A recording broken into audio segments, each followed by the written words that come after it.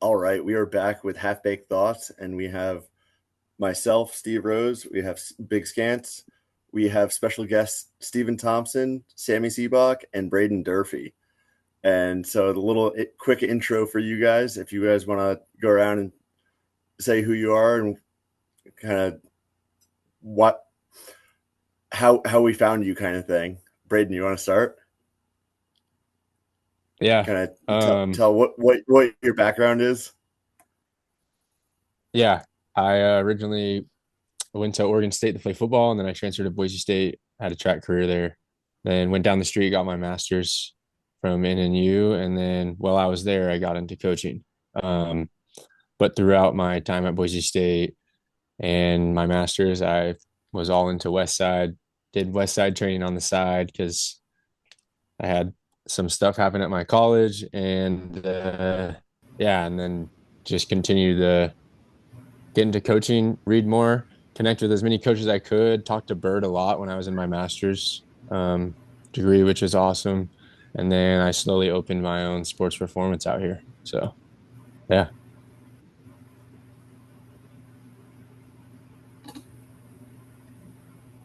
Or that you started. How big is your new place?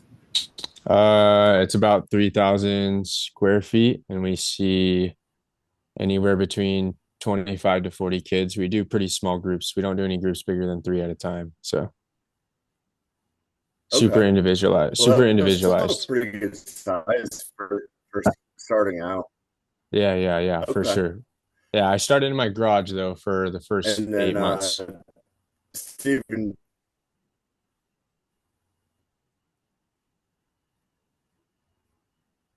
okay. And then Stephen, do you want to give a brief intro and nowhere in Missouri? Yeah, I am in nowhere, Missouri. I'm an hour south of Kansas City.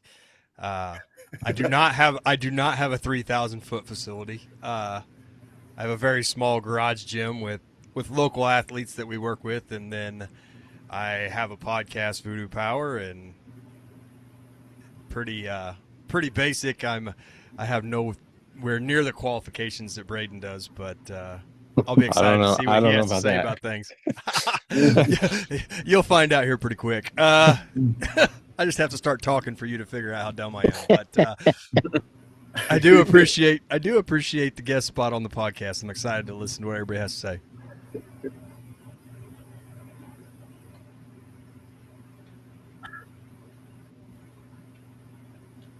Yeah, I was actually excited because you've been talking a lot about the hip and down in sprinting. So I was wondering if you could actually talk a little bit about that. Yeah, and we'll see what Braden has to say, and that might be why this conversation's unique. So, without making it too long, I went to a track meet this fall. Granted, I've been working with sprinters. I know Sammy works with a lot of sprinters, and it's amazing what you pick up and what you see. But I went to a track meet this fall, and I'm watching girls, especially some distance, 800 meter, something like that, where the body really has a chance to fall apart. And you're talking to their parents, and they cannot see that the hip is falling back, the posture's lost, everything's falling apart. And then you're trying to explain this to them, and all they're saying is, "Well, that's the fastest she's ever ran." Well, no, it's not, because her time's going to come out to be the same. I found out real quick that runners' parents do not have the technical eye that other sports parents have, and every day at the track meet, it's a guess at what it's almost like Christmas. They're expecting some special package that's going to show up that never does. The times are always the same, but there's never any dive into the technical aspect of what's Mm-hmm. causing it. And when I was watching it, what I started noticing, and then after listening to Jimmy Radcliffe and things like that, it started dawning on me. But the hip and glutes never become active in a lot of those sprinters because their shoulders are too far forward and they're quad dominant. Everything's on the front. Anything they have backsides way up the hip. They're giving so much back to the track, I guess, that if you would just take mathematically, if you would take what they're giving to the track and put it back into their mechanics, they would instantly be faster, and they would have done nothing but reverse the math problem that they're in. Does that make sense? What I'm saying, Brayden? Yeah, Yeah. that makes sense. It's once that hip falls back. So go ahead, Steven.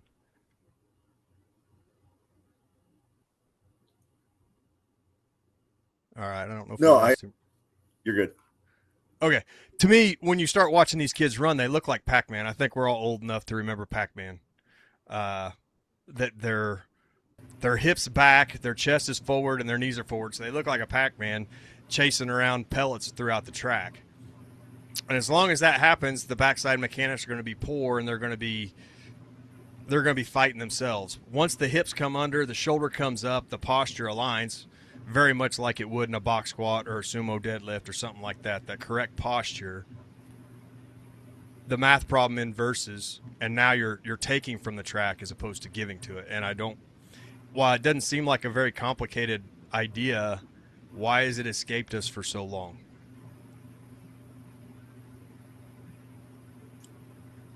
That makes sense. And I'm open to suggestion, and I'm open to debate. I've been kind of working on a little bit of a book about it, but we have a great sprinter on here. We have Sammy, who's worked with tons of sprinters, and not necessarily sprinters, but runners in general. Maybe there's something I'm missing that's getting coached.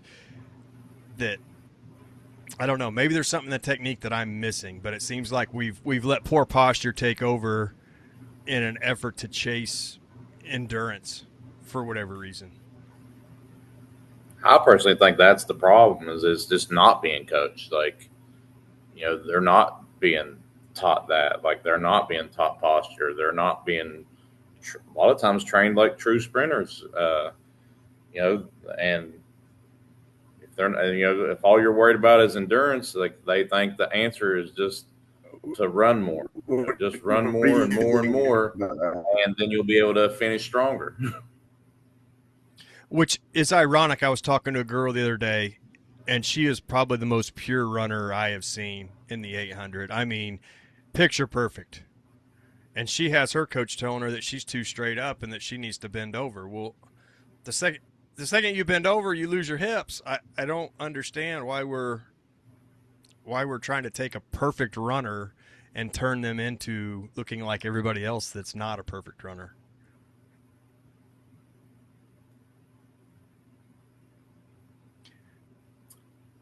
Right, and that could because they've survived it. They think that's the proper technique, even when it's not. I think it's a misinterpretation of what they're seeing. I think they think they're seeing something they're not. And while I think what they're doing is they're taking the acceleration model of the lean, but they're not understanding where the hips are, so that they think the upper body needs to tilt. But in acceleration, you still have a straight line. Right. You're just pointed. Your hips are pointed out in front of you instead of straight in front of you. So I really think there's just a misinterpretation of what they're seeing, and so they're coaching it. They're trying to coach what they think they see instead of what is actually there or needs to happen. Yeah, I think the one thing that I would add too is I think some coaches' cues are off on parents' cues are off too. They, they'll, like you were talking about those shoulders being leaned over. I think a lot of people, they like tell their athletes because of that acceleration angle that they're trying to create. They like tell their kids shoulders down or head down, and then that creates those hips and that glute to be like sitting back rather than you have to be proper technique. You're going to come out of it at some point in your drive phase.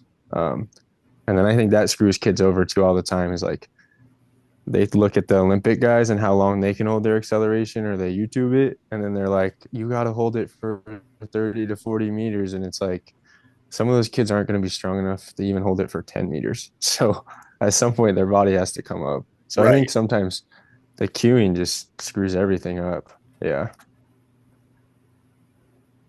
So you started out at a pretty good training facility too in high school. Can you talk about where you were in Oregon and the training that you had going into college as well? Yeah, I was at OC Sports Performance in Bend, Oregon. Sean Wells was my main trainer, and then I had Damian Olson and Dave Turnbull as my track coaches, so that was pretty cool as well. But yeah, I got to kind of really dive into the conjugate method with my coach Sean Wells, and I kind of did both at first. And then we found out what Sammy was saying is like you run too much volume. And my coaches in high school were actually trying to make me go run with the middle distance group at one point because they thought I needed more volume. And Sean pretty much just said, "Hey, Jeez. he's not going to run any volume. He's going to come to me every day, and if you guys have a problem with it, then you can talk to me."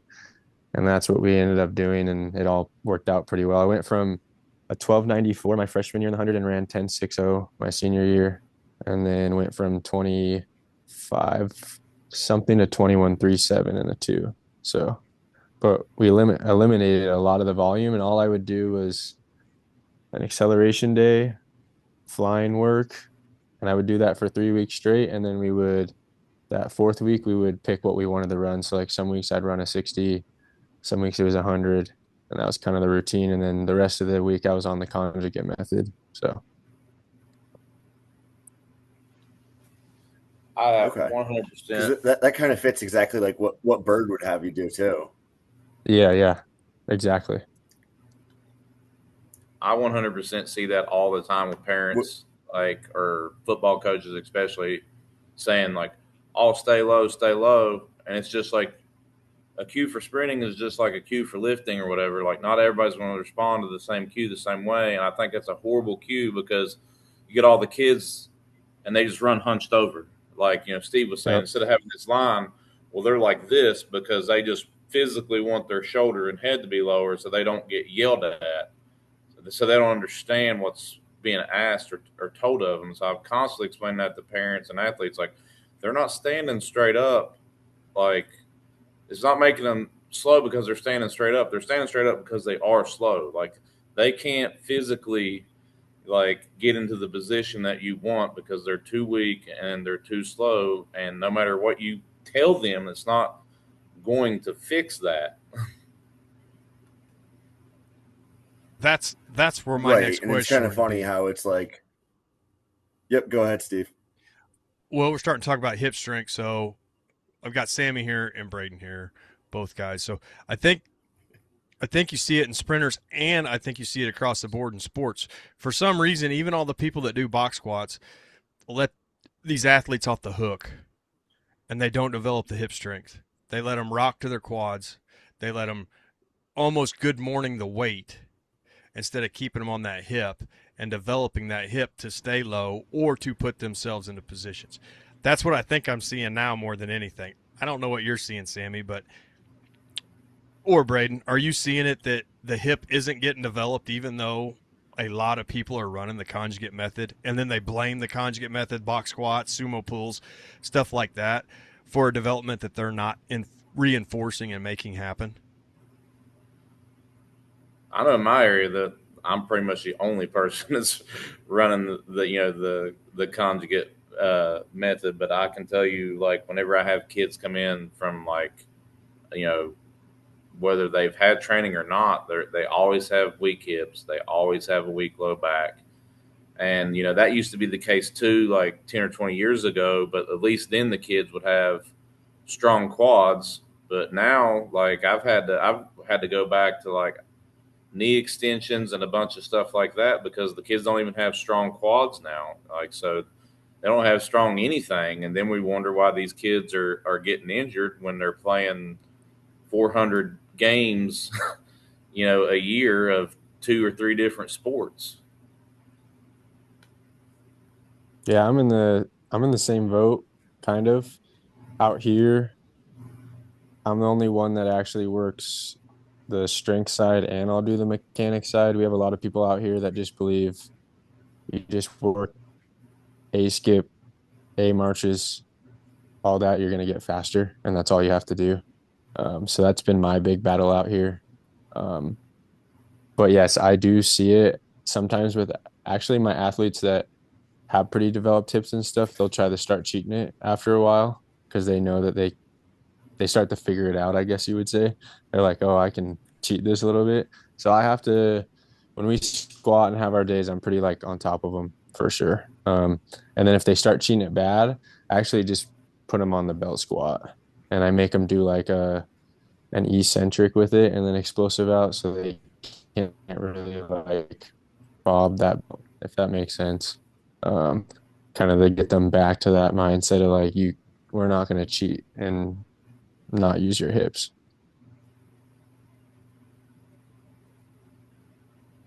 I've had to bring back chair deadlifts too because I have kids that are doing sumo. We're trying like we're talking about build that hip and that glute and hamstring more, and the box squat like they'll be pretty good on it, but the instant that we try to do a sumo deadlift and it gets heavy, it's like they just shoot their butt up to where their legs are straight and then try to just essentially lift it will fall back. So I think some of it is hip weakness and some of it is like they just are impatient and they don't really know how to sequence. And so it's just teaching that, which is I think part of the problem with like the mechanics issue is like it's hard to teach. It's hard to break somebody of a bad mechanical thing in a sprint. And if you have a team of 20 or 30 track kids at practice, what's going to be easier, like just making them run and do A skips or taking the time to, video them, show them what they're doing, give them constraints, of whatever kind that you believe in and just keep repeating that process for a month or two until you finally change their sprint mechanics. I was talking to some cross country kids the other day, and they, obviously they were supposed to run all summer. How many of them you think ran all summer? A handful. You know what I mean? Just a few. So they get to the first day of practice, and it's a 46-minute run, 15 or 10 minutes off, and then a 15-minute run. So they run these kids an hour. Well, they haven't ran all summer. They're walking the majority of the time. So I can't hardly imagine you can build posture if in a situation like that. And then you talk to the kids and they can run it in 26 minutes. So why in the world are we running an hour for something you can already run in 26 minutes? And then we know what's going to happen to the posture. So then now you're overcoming hip flexor issues, quad issues, all these things. And I don't know how much cross country matters until the end of the year. So I'm trying to balance that out with some of the kids I'm working with. Is like, what's appropriate and how do I build posture if nobody else cares about posture? Right. And that's something that it's kind of hard with cross country because it's like they don't really know that they don't know enough to know that it matters.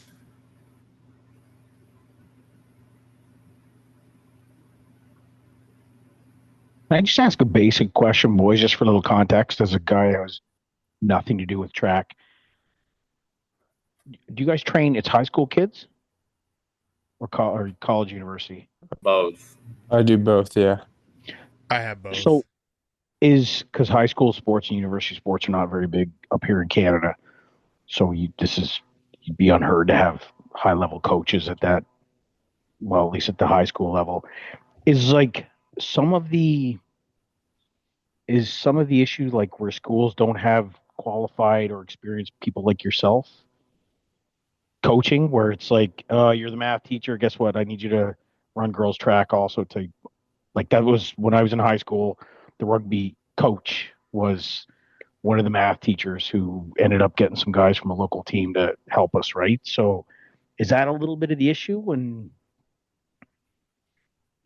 I have nothing to do with running, but I sure as hell know that posture and stuff is, close as I come to a sprint for conditioning work, but I know the acceleration phase, the cruise phase, and all that kind of stuff, right? So is that a little bit of the issue of the kids not knowing and the parents getting in? Is there's a lot of kind of inexperienced people quote unquote coaching? I think it would depend who you ask.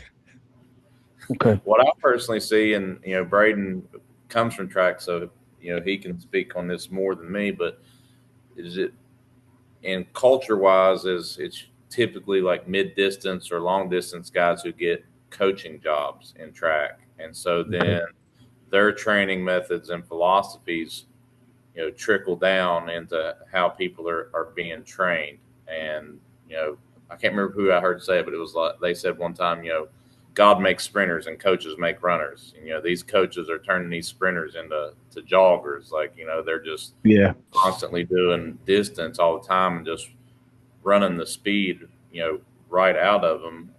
And that's at a college level. And at the high school level, it's kind of hit or miss. You might just have somebody who's a football coach that wants their guys to run track because, it's supposed to make them fast, but they don't necessarily really know what they're doing. One of my schools was like, oh, it's literally the football coaches. Like, they don't even care about it competing. So, they were totally doing stuff that wasn't even really track, just to kind of have access to the football players more. Okay. No, I ask, it's like you're talking about the qualifications. I was lifting in the gym once, and I had a buddy beside me, just a young fellow who had a older fellow my age coaching him, and on the bench press, but as soon as he touched his chest, he's like, blow all your air out. And I'm like, what the fuck did you just say?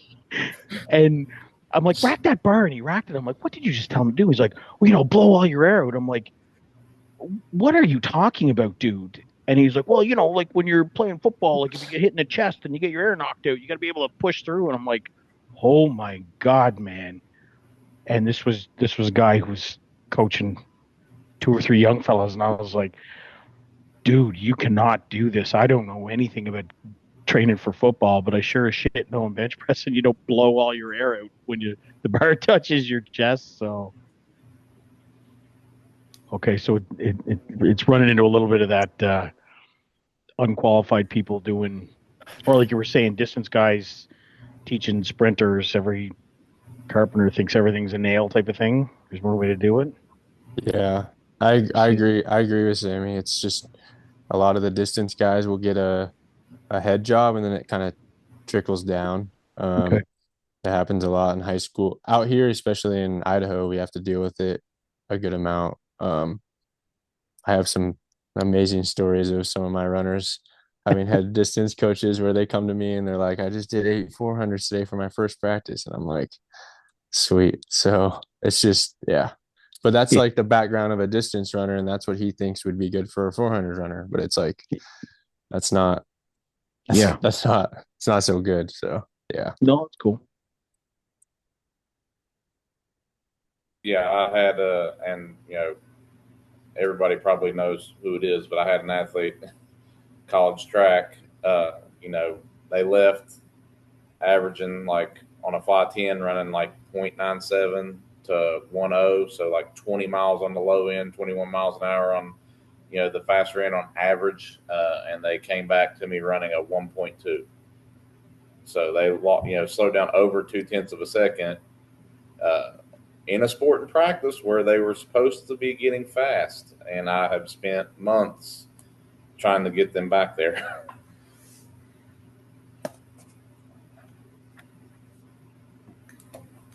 I do think things are getting better though, because there are more strength coaches that are incorporating sprinting, and they're pushing a lot of this stuff onto their athletes. So I do think the future looks better than it did probably 10 years ago. You got Mr. Fahey on here? I seen him pop in. Yeah. You had to wait until after bedtime.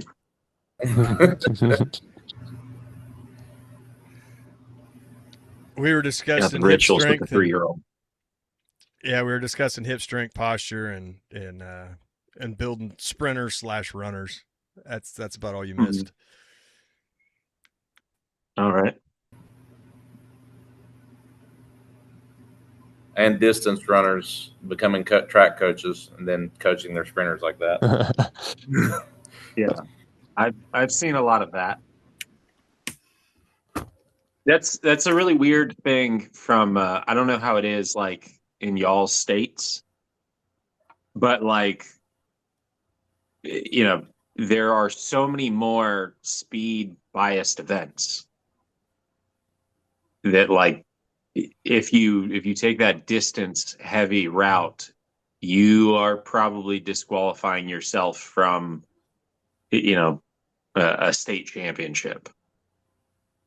Unless you're going to pair it with like, oh, we're also going to like dominate the throws and we're going to pick up pole vault. But like if you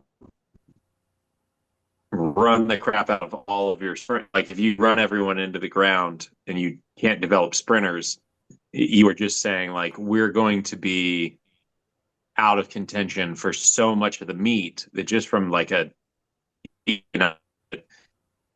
it's not a very good strategy. It would be like hiring a series of special teams coaches as head coaches in football. Like it doesn't happen. The sort of trends now are like you get an offensive coach because it's like that's how you're going to win.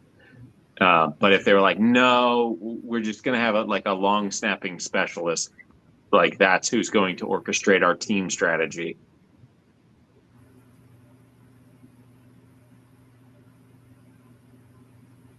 Anyways.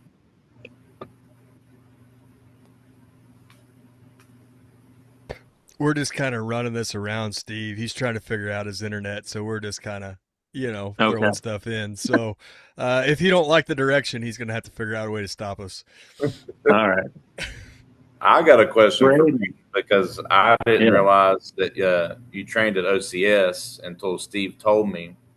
And I've followed their training and stuff for a while. I really like, the stuff that they do there. But the one thing, and I know it has to drive the guy crazy because he always like posts and explains it, is like their 40 times since they start off the front foot, which I totally understand that, like he's trying to keep consistency and he's trying to keep the gym moving. But how many negative comments do you guys get when you were there about like the 40 times and the way that it was done, and like how do you start your athletes now, like after seeing that and going through that as an athlete as yourself? Yeah. We got a lot of comments, and I even talked to Mr. Fahey about this, I think way back. Because I ran, it would have still been pretty fast. It probably would have been I forget, we talked about it. It would probably would have been a 4.3 or something. I ran a 4.1 with my foot on there, a 4.14, 4.16, and a 4.15. But we got a lot of comments on it. And I think the ultimate thing for me was just understanding like the consistency part. Do I think we should have, I don't know, you label it as a 40 because it is your running 40, but yeah, it's off your front foot. So it was more about like, I guess the same thing as people talk about the jump mat. Like you're trying to measure the same thing and the same way they do it, and that same argument, like if they jump the same way every time and then they improve, did they jump higher? Yeah. Was it exactly 35 inches? Probably not. But if they jump 36, then I guess they're producing more force and jumping higher, But yeah, no, I don't do the same thing. I'm all I'm OVR style all the way with everything. But when we do our 40s, we do in beam, and then of course we do all of our flying work like flying. But I mean, I get it. It was, and I think a lot of it had to do too with being able to. He was super successful with how many people he had. I mean, he would have like in the morning class, there could be in the 3-hour frame, there'd be like 110 kids that would come through. So the just be able to put your front foot on there, press OK, and then rip it was pretty nice. But yeah, so that's kind of my experience with it. I mean, it ended up working out and helped me in the long run with like my 100 and stuff. So I was happy overall. Yeah, I mean, I totally understand because I always look at like when the sprints within context, like how are they doing their start? Like, is it like that, like off the front foot? Yeah. Is it a 1 yard lead in? Is it in beam? And, because I'm used to this, I can, contextualize, okay, like with the way I do it, it's probably about this much difference. But people on the internet, they just want yeah, to forget the fact that all the kids are strong, all the kids jump high, all the kids actually run great times in their track events and are super successful in their sport and broad jump so far. Forget all that stuff. These splits don't make sense, even though they probably don't know what split means what. But they throw out hate. And I was just curious, like, what your experience was like that, and how you ended up starting your own athletes whenever you did start sprints with them after being, in that yourself. Yeah. No, that was my end beam. The hardest thing actually as a coach was I did everything on a jump mat because the OVR and all that wasn't out, and jumped high and stuff. So then when I first got into coaching, that's what we did. And then I switched everything to those OVR lasers, and that was the hardest time as a coach mentally to make sure my kids stayed in it, because we just had to push those numbers because they weren't matching, but we ended up getting back to them. But I'll tell you, that was the hardest thing. So well, and that's a 10.8% difference too. Yeah. So shout out to Fahey, but also, it was a hard couple months. It hurts feelings for like 2 months until everybody catches back up. Yeah. They catch up fast and they forget. Like the kids have the memory of a goldfish. So, none of my kids now remember pre-OVR jumps. Yeah. And now when they go, I was talking to a kid yesterday that he went to a camp. I think it was Georgia, and they had always been jump mats. And I guess this past year they switched. And so now it's like, it's been a while. When kids come back to me talking about what they've done at camps or showcases, it's all either OVR or like a force plate. There's nothing, which makes sense. Like, from what I know of like Just Jump and stuff, like, and what I know about manufacturing those mats, like, it's a dead end. Like, they could not possibly supply the number of people who are out there.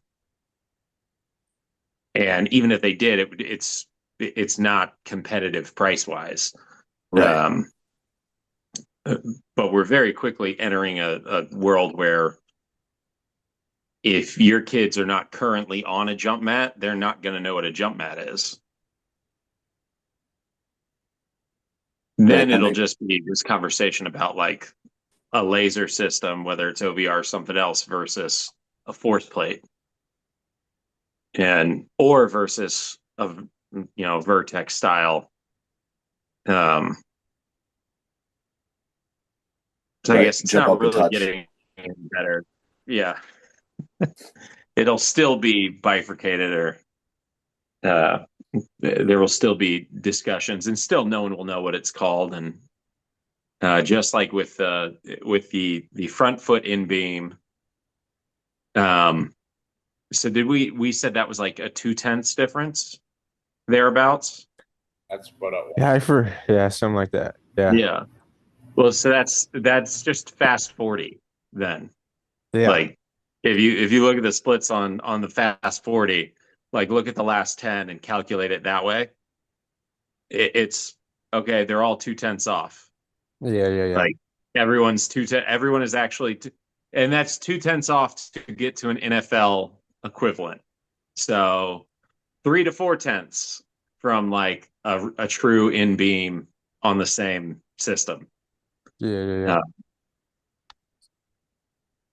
And then you get down into all the nuance of. I was just talking to somebody comparing like different systems in beam, and like whether it's free lap, arena gear, Brower, the new dashers, they're all 3 to 4 100ths faster on whatever the first gate is. So whether it's running in a fly or even going off of in beam. The 3 to 4 100s faster, and it's because of the way that their signal works versus the OVR. So that like none of it, all time is relative. There's no like absolute in time. There's no real absolute in distance. None of it matters. Right. End of rant. Then you've got like GPS moving, like GPS systems can't agree. GPS put 3 vests on the same person, they won't agree. Nothing agrees. So you have to get an aggregate of multiple markers to have any true idea. Right. And then it just comes down to how consistent are you with the one thing that you choose to use. Yeah.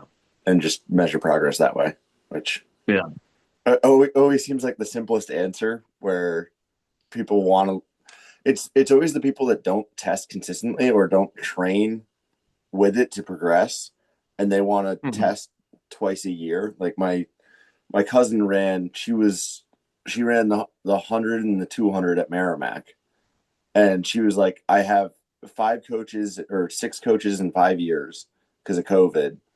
And it was like they test once a year, and that was it. And it was like, well, that's useless. Yeah. Well, then you get down, like, yeah, it's those people always want the most pristine data. And then you get down to which mythological data do you want? Like, do you want what is representative of their average day, or what is representative of their like peaked day? A fresh day versus a fatigued day? Is like I do mostly like 10 yards into 10 yards. Yep. Just a fly zone, 10 to 20 yards. Not 11 to 21, but 10 to 20. Right. And you know, I've got kids who will run 106 one day and 112 another. Yep. And so it's like, if they run on Monday, there's a good shot at like a 106. But if you get them Wednesday or Thursday, it's going to be a 112. Right. Then I've got other kids who are going to be faster every day through the week. So like, none of it, they almost should run like triples of combines so that you get sort of a profile of like, where is this kid likely to be? Well, so that my follow-up question to that is it based on the aggregate amount of stress that they have throughout the week for each person, or is it like personalities? I would say you're looking at the stress load relative to their work capacity. Okay. That makes sense. Their physical age and training age. Yep. And how fast they really are, or Okay. how strong, like how fast they really are, how strong they really are. Weak kids are going to be, they're going to be the closest all the time. Right. Young kids sort of once they hit a certain point, like say a 9th grade boy, he's going to pretty much ride pretty even. A 6th grade boy, he's going to be all over the place. Yep. Because there's going to be no guarantee of like whether a coordinated version of him shows up or not. Right. So then like there's like wide variance, but they're slow. And then it like gets narrower and narrower, kind of hits this like point normally through like 9th and 10th grade. And then they start to get a little faster as like juniors and seniors, but they start to get a lot more variance. And the faster they get, the shorter their foot is in contact with the ground. So the more, it almost becomes like a vertical jump versus a dumbbell jump thing, where the dumbbell jump is going to be consistent. It's just a little bit longer, so it's always a little bit easier to organize the force. And then their unweighted jump, as they get higher, becomes less and less consistent because you have less and less time to organize it. And so you need to have a higher sort of degree of like freshness to fit it all in the slim window. And then on top of all of that, if you've got a high enough work capacity, then you're gonna be more consistent. Right. Like, that makes sense. but if you say, so for the most part, it'd be like if you're a basketball player, because for some reason basketball players and soccer players, they always have like low work capacities for any kind of intensive efforts. So they're all over the place. Football players usually a little more consistent. My baseball players are usually real consistent, which even when they're new, baseball players are what I find is that they're normally much more consistent. Largely, I think because they are more likely to just sort of come from like a very chill environment. They're also used to like failing. So there's a personality component within there. But the basketball players, the soccer players, they gas out so fast on like intensive efforts of anything, which is wild because supposedly they're much more in shape. And then the baseball players who like might have a gut, their practice is like very chill. Their heart, like the work to rest ratio is crazy. Yeah. In terms of they don't ever work, like they're just chilling in a field. But as a result of all the chilling, they don't do anything that negatively affects them natively within their sport. Maybe the pitchers will be the most inconsistent because they'll likely have had somebody who makes them run poles for some reason. So they'll be weirdly also like when they actually throw, it'll be such a drain on them because it's so intensive. But everyone else, all they do is like intensive effort, rest, intensive effort, rest. Then when you actually go run and jump them, you go, wow, they can keep PRing so long, even if they haven't really been like lifting and training that much. Yet you watch their practice and you go like, but they didn't do any conditioning. And you go, no, they're in condition to only put their foot in the dirt and go. And in between that, they do nothing that interferes with it. And they're the most robust when you test them. Because everything that's true repeats. Right. Even if I have yet to get my hands on the kid and train them. Day one, they just show up and they generally fit that mold. But people on the internet will fight you about it. They will. And the other thing I noticed is once you get them so fast. Yeah, and I'm glad that you said that, especially like with the young kids, because I see that too. Like young kid comes in one day, the running looks great, they PR, and their jump's pretty good. And then the next day you watch them run, I'm like, what in the world are you doing? And then they try to jump and they like fall head first into the wall. I'm like, what happened? Like you just PR'd. But like with stress too, like I don't know if you guys are seeing this, you probably are. Like I can tell when like shifts are coming to the year. Like right now where school's about to start, season's about to start. Like I've been watching and you can just see it on the kids. Like they don't even realize it, but you can see the numbers starting to drop as the stress and anxiety of school's coming, season's coming. Whereas the flip side of like 1 week before school was out, I had kids that were like not even close to their PR. That last week of school, they know it's over. All of a sudden, they rolled in. They hit 0.2 of a second PRs on like 20-yard sprints, like out of nowhere. Yeah, my school just started this past week, and the last like week of summer, everyone was kind of crashing, and immediately everyone's up again. Like that stress of just getting through, and it might just be the Florida school system, but just getting through like the first like 48 hours of school, they're back to it. Like it's pretty easy. And then I can tell because I never know what's going on at the school. I will know after the fact. Like I'll commonly ask the kids like, wait, did y'all have testing today? And they'll be like, yeah, we had testing today and we've got it tomorrow. Like you'll just see this big crash. And then the next week, everyone's back up. That's what I was going to say is once you get kids so fast, all you're looking at on the timer is either mistakes or stress. I mean, it takes a very little mistake to drop that, a tenth. One bobble in the way they step. One, your good sprinters are like, I bobbled back there, I got it. But kids that don't understand that, they don't. Why's my time going down? Well, you didn't feel that, you know. So I think once you get them so fast, you're only looking at mistakes. So I've got the three kids right now. One's 22, and then I have the one girl, his sister, that's going into 10th grade, and then their brother is going into 8th grade, and he plays hockey. And so second day being here, he just ran a 10:10 and 158 or so. So like nothing's crazy, but with her, she was getting really frustrated that she thought that she was struggling, and she ended up hitting a PR of like 149. How do you manage expectations of these kids when they start to think that they're going to hit a PR every single day, and then they beat themselves up, and it's like, you still hit a PR. Like, I kind of use the approach of Bird, where it's like, we're going to find a win, but they're so young that they don't know that, like, not everything is going to be sunshine and roses all the time. So how do you manage that with like newer girls?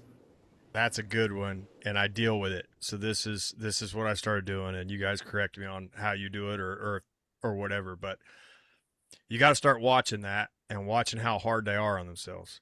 Then when they PR, you have to watch how excited they are, and then you have to hold them to that same accountability. Like, look, this is what you did to yourself when you didn't PR. Now you PR'd, and you're just treating it like it's an everyday run of the mill thing. That has to be the equal reaction on the opposite side for all of this to matter. Otherwise, what do you even care? You know, like, Right. that started kind of dawning on them a little bit. And I think girls may not show all of that boys do, but once it started clicking on them, like, hey, you know, there should be if I'm going to be this hard on myself, I should be this happy with myself. And that seems to work a little bit, but that's just where I am. And then, think, yeah, go ahead.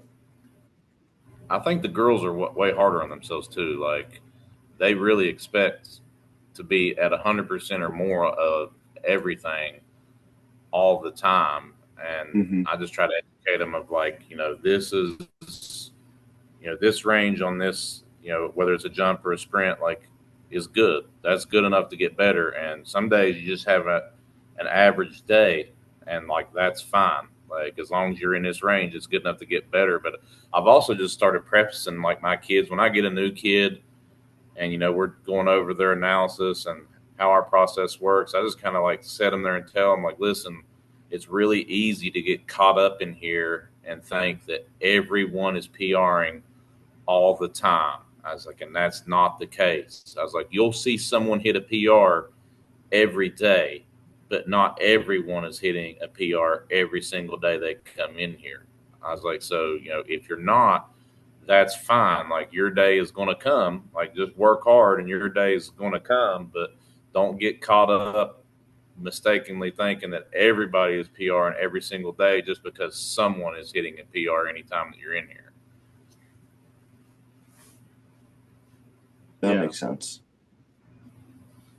Yeah, my average kid's PR on jumps and sprints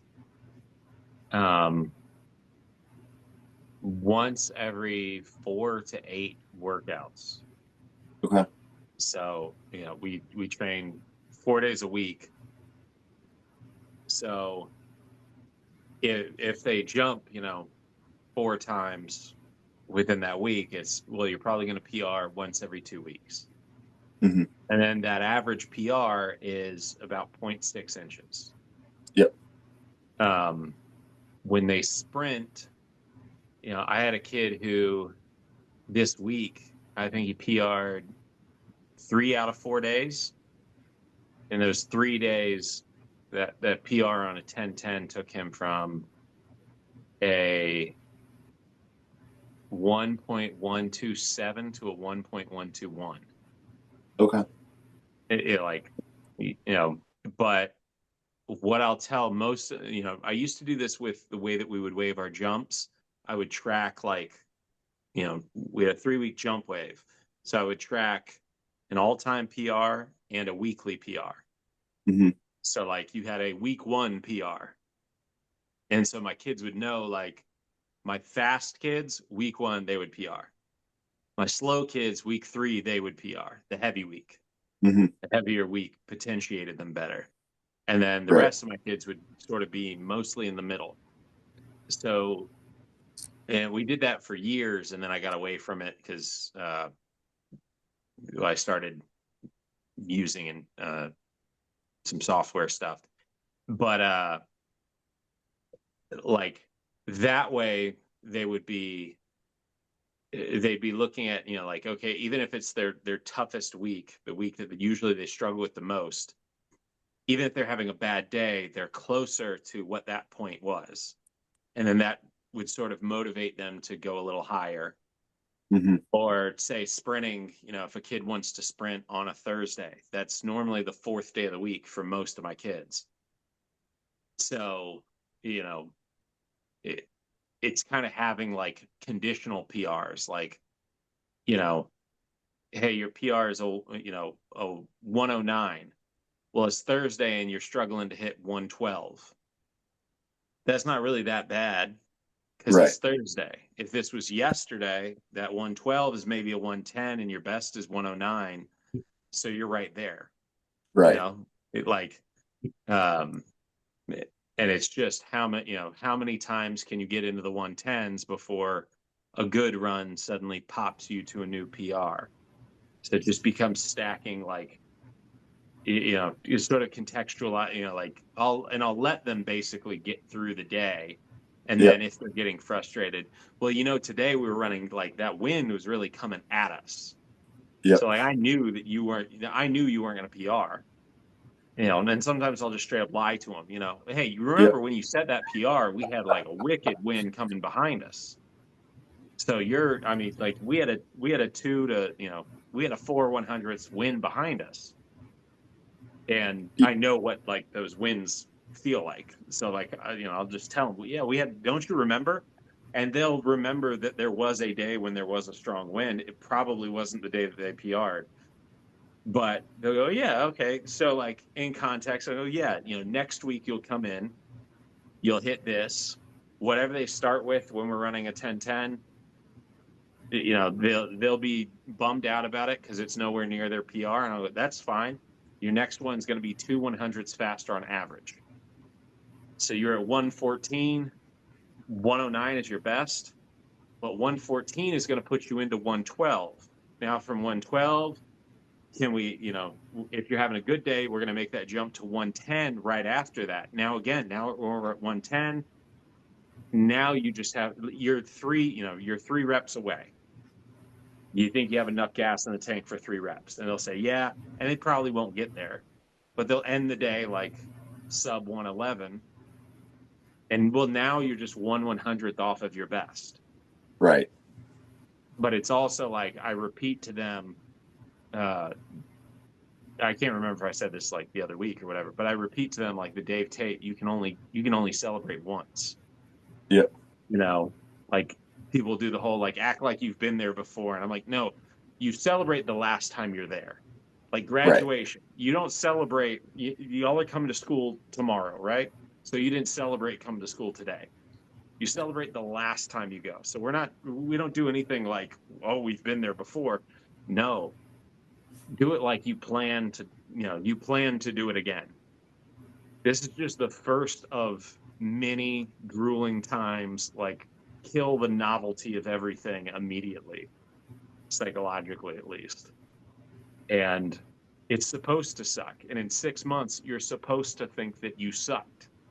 Like you're supposed to look, I tell my kids, like, you're supposed to look back with great shame and embarrassment at what you were. If you're not, well, then you're an arrogant prick. Like, so that makes me feel way better because I'm always, the only time I have to work out is with all the kids. So it's like my training partner is a 14-year-old girl and a 12-year-old boy. Like, so we're running all of our sprints and all of our jumps, and their older brother is 22, and he's of course faster than them, even though he's 250 pounds, and out jumping them and whatnot. And then I go, you guys are letting the 36-year-old, geriatric crippled accountant beat you. This is embarrassing. And, of course they just, laugh it off or whatever. And I'm like, no, you need to beat me. Like, to get where you want to go, you must beat me. In their defense, they're loading all your plates, man. Like, they're getting double the volume they should be getting. Like, they're gaining experience. They're just gaining experience. That's all that is. So I have not made them lift a 45-pound plate yet because I'm not comfortable with, they're just starting out where it's like, if they're squatting and deadlifting less than a plate, I'm not going to have them load plates. Just, I don't want anyone losing a toe. So I'm running around, loading everything, and they're still nervous because, like, Charlie that's been here, twice, he's like, he's very new. So they haven't loaded any plates yet. We're still good. It's and then I treat their brother that's 22. Scants, you met Matt. So like Matt was actually coaching today where it was like, okay, I'm going to have Elizabeth squat, and then Charlie, because he's taller, he's going to deadlift. And Matt can coach the deadlift, and they're pulling sumo. And then we're going to reverse, and I'm going to work with Charlie, and then he's going to work with Elizabeth, and it worked out perfect.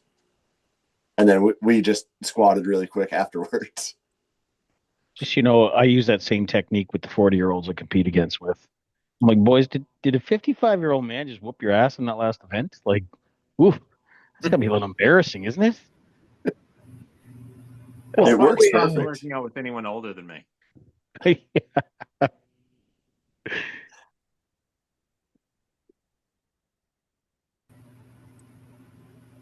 So, how do you guys navigate with siblings too? Because I had that with Elizabeth, where it's like they want to throw punches, and it's, or not even punches, but like shoves and stuff like that. And I'm just like, whoa, no, everything here is metal.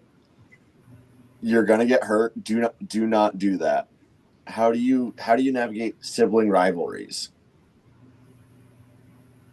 Well, I definitely use it, to make them better at whatever they're doing. Like, are you going to let your sister outrun you? Like, I can't believe this. Like, I have one, they're two like middle school, and the sister's a little younger, and she came in and she beat her brother on a fly like right away.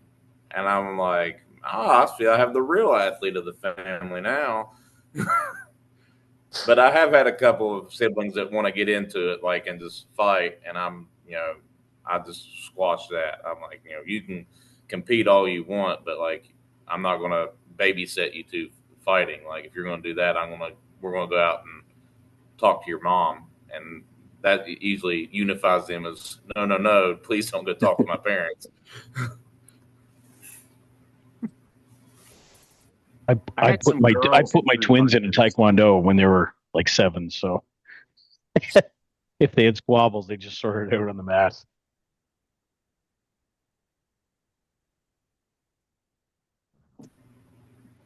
I haven't had too much trouble. I have noticed that, like, maybe an older sibling will kind of drag their younger siblings along for a little bit of help or whatever it is. And so I've noticed you've got to really work hard to build the relationship with the sibling that doesn't want to be there, so that it isn't a bag of suck for an hour or whatever it is they're working out. And then sometimes that sibling will come around, and then you'll actually see some real benefits. But okay, they don't even want to be there, so you've got to do something to make it worth their while.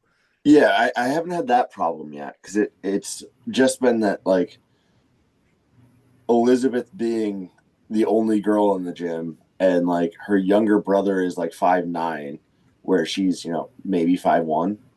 So it's like she's hoping that she's going to be better than her younger brother that's taller. And it's like, it's leverages, dude. You're the only girl here. You got to just chase you and just keep, like, just show up and try.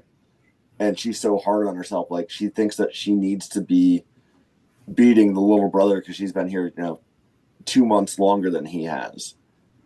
And so that's something where it was like trying to reestablish, like, don't be hard on yourself. If you don't make progress, that's my fault. And kind of, explain to her that like she's still so new that you know things aren't going to work out all the time, and she just needs to be consistent and just try. So this might not be possible, but I do something, and it might not be the best way to do it, but I actually create other siblings against other siblings. So if I have I have these two named Case and Ains, and sometimes they start to bicker, and then I have another two named Sophia and Davin, and they're about the same age. So if they start bickering, I say, "Hey, the other siblings got it done. They both PR'd today," and they'll look at each other and they're like, "Oh yeah, no, that's not going to happen." And so that's how I kind of battle it. But at the same time, if you okay. don't have another pair of siblings, it's kind of hard. But that's what I do, and it usually works Okay. pretty well. Yeah. All right, I got to keep that one in mind. That's a good idea. It's I think almost like the anytime you West have- Side. Yeah, go ahead. Oh, I was gonna say, I think anytime you have like the issue of whether it's siblings or just anytime you have someone who's like really hard on themselves, and especially if they're like analytical or cerebral, Mm-hmm. like because when those kids are having success, like they're your best kids Yep. because they're the most interested in it. They've got they sort of like burn most intensely. Yep. So when things are going their way, it's the most satisfying thing. But the sort of responsibility of working with kids like that is that you have to be able to frame something as a win. Yep. And so even I had a kid the other day, we were doing like one rep on bench, and he smoked, like his PR was 250. He smoked 245. Like it looked like he could do it for a triple. He has done 245 for a grindy triple before. It was fast. And I was Yep. like, okay, we're gonna get like 265, Yep. maybe 270 today. And then he goes 255, which he's never gotten before. And just like you could tell that he got too psyched up. His elbows were all over the place. His Yep. bar path was terrible, but he had said on 245, he's like, he'd gotten it like he'd kind of done everything right. And traditionally he had been a kid whose form was terrible, like Yep. very inconsistent. And so he lined up everything right, and it was as if he was doing it in a Smith machine on rails. Yep. Just the bar path was pristine, and he felt like he felt the power that came from that. He felt how smooth it like should feel. Yep. And I think part of the problem was he got so excited because that felt so smooth that then when he again, you can only celebrate once. It was like he Right. celebrated before the one reps actually came.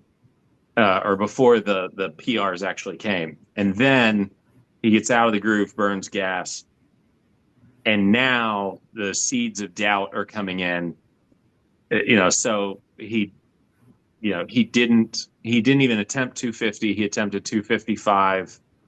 I think 2 times, missed both of them, just like gassed out at lockout.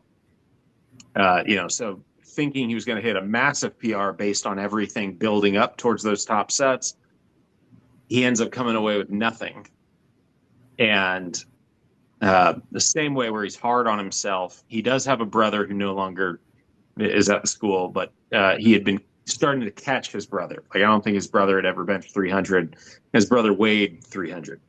Yep. He's like 200 and he's benching 250. So he's always been like the littler, less athletic.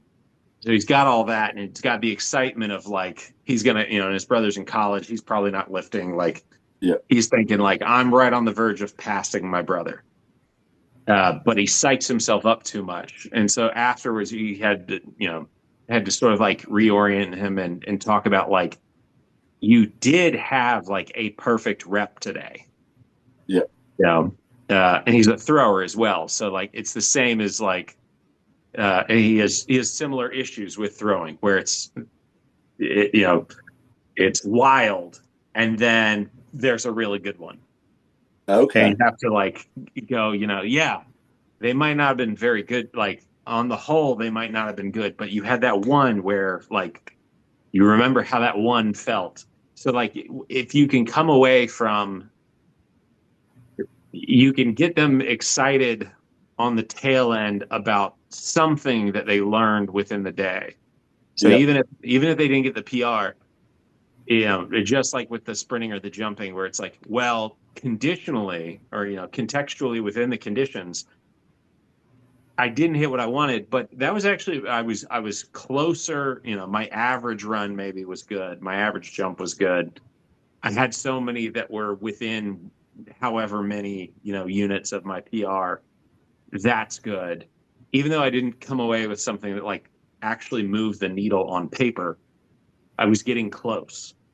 Yeah. But so when I have like, because a lot of times with siblings, you get one who's carefree and one who's really neurotic. Yep. And so it's the carefree one, you don't have to like, they probably don't remember if they PR'd or not. Right. Like they're super frustrating from that standpoint of like, they're good. Like if they do something good, you better hope that you're watching it just from like a personal satisfaction standpoint, because it's not going to have any effect on them the rest of the day.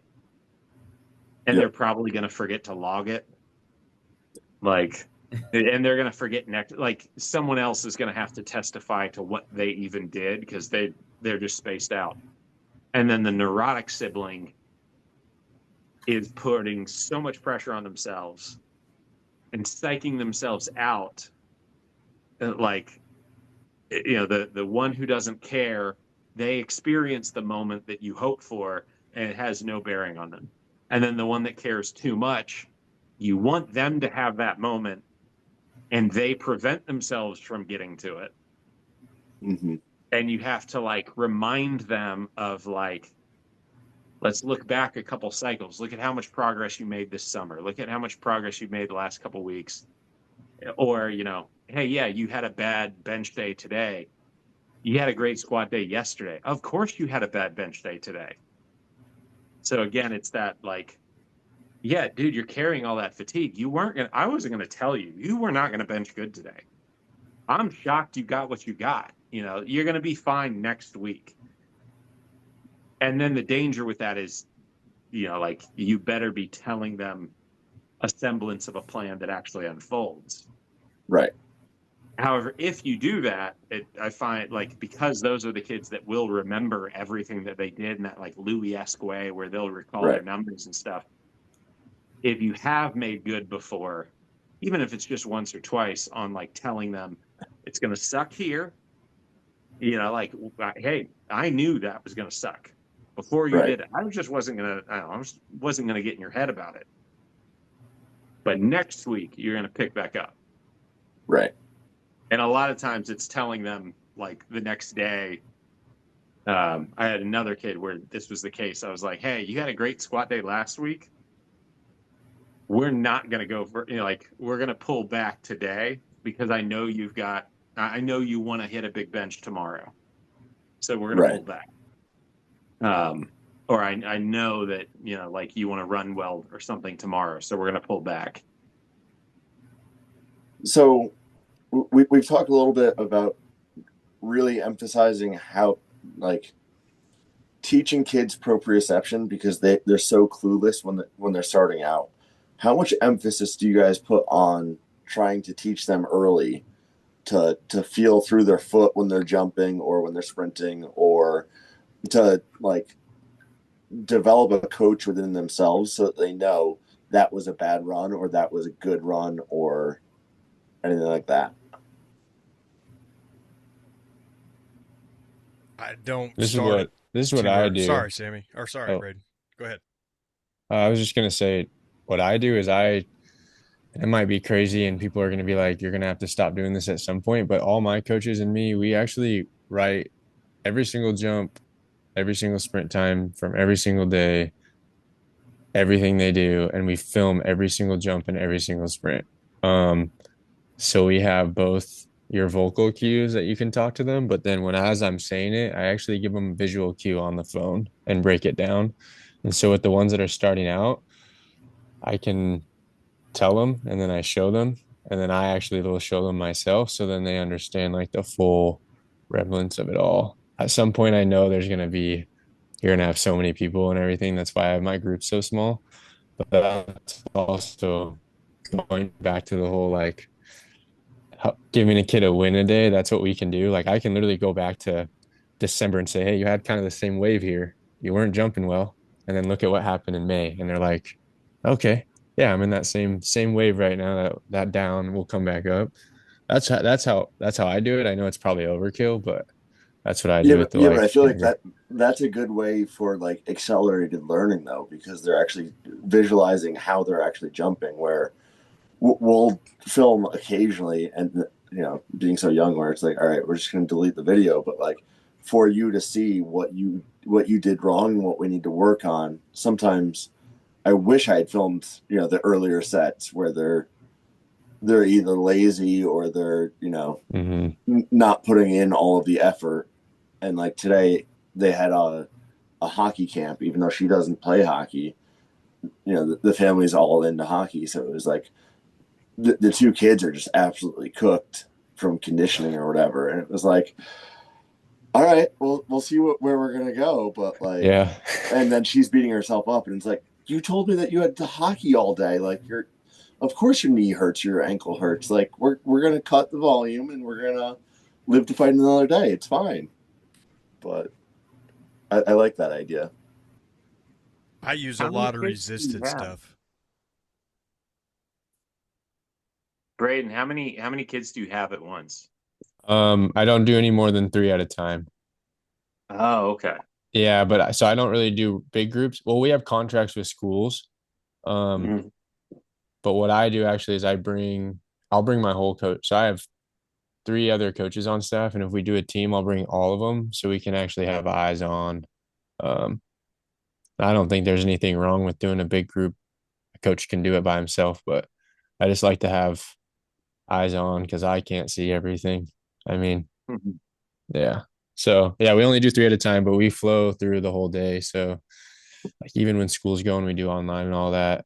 Kids during the morning, and then kids before school, and then we're just flowing from lunchtime all the way to about 8 p.m. So Mhm. yeah, but that's why I was saying that it's a lot, but we're able to do it where we can film Yeah. everybody and keep it in a file and all that type of stuff. Yeah. Yeah. If you can figure out how to do all that, that's like logistically, if you can do that, that's Ideal. yeah, that's ideal because they don't have frontal lobes. They can't conceptualize. Half of the training is like trying to load them so that they actually are aware of anything that they're feeling. And then trying to Yeah. create constraints so that they have like no way to get through it except to do the thing that you want them to do. Because it's only once they've done the thing that you want them to do that they then have any context. Like they can't chase the feeling, they've never had it. Or if they have, they've never like cataloged it. So you have to like make that experience have some sort of impact on them. And you have to give them the feeling first. And so Well, that's the hardest way. and so that kind of leads into Steven, where you were saying that you use a lot of resisted stuff, right? Yeah. Yeah, because I mean, Fahey nailed it. It's moving too fast. Yep. It's whenever you learn a new skill, it's going so fast that until it slows down, you'll never get it. You're just while you might think it's accelerated learning to just dive in and do it, is it? Where if you could actually slow that down, feel what has to happen. What's a hard step? Well, if that kid's never taken one hard step, how do you teach him 3 hard steps? But if you Right. can put him on a sled or put chains behind him where they have to stack those steps, or we talk posture, they don't know what posture is, especially at high speed. How do you put them in with constraints or load them where it has to happen without them knowing it or stopping it. So I agree with what Fahey said. Not that I disagree with you, Brayden. I've had a lot of luck filming kids and showing kids, but a lot of those kids were some dudes. You know what I mean? And they picked it up. Now my younger kids, it may not do it. Yeah, I like seeing that there's two different ways of achieving the same goal between you two. Sammy, what do you normally do? Because you do a lot of. Can you talk about what was the Randy Huntington accelerator bands? The belt. Yeah. I just actually got a second one, like for my, because some of my kids are taller or bigger, like, the belt wasn't really big enough, or the bands were like extremely stretched. So I actually just got a second one of those. But with that, I had one kid, he was never really hitting his 40 that he could hit, because once he get up and was going, like, he was so much backside, like kind of like what Steven talked about earlier. He had that slight tilt forward. He's kicking that foot like so far behind him. So we literally took like a month, and I didn't let him do anything except like wear that belt with the bands for his runs, and I would video every run and show him. And I would like, see here where this loses that tension. You have to be able to feel that. If like you feel that, then you're already late, like getting through. Like, as you feel that tension and like going, like you have to be pulling through. And I'll do the same thing with kids with acceleration. Like, I'll put the weight, the chains on them so that they can actually lean forward and hold that position and angle and have time to push. But I'll also film them. I'll film them like as they're starting with that and running with that, and then when they take it off, and I'm cueing them, and I'm going back and showing them. So I kind of use like a combination of both. I'll video and have the constraints within there, or like say that the kids they're not dropping down fast, and like you're telling them to drop down fast and they can't grasp it. Well, I'll have them like do like a depth drop into a vertical. Like, might not be a big one. It might only be 12 inches or, something like that, but they'll fall into that. And I'll tell them, like, you feel how fast that felt as you were like falling to the ground, how you were like relaxed and weightless. And they're like, yeah. I'm like, do that now, just standing there. Or I'll have them like take a single step vertical, like take one big step and like explode up. And they'll do that. And I'm like, okay, you feel how you were like really fast, like how you had that extra speed and push? And they're like, yeah. I'm like, okay, just try to find that feeling now, like when you're just standing there, like drop down and push hard like that. That makes sense.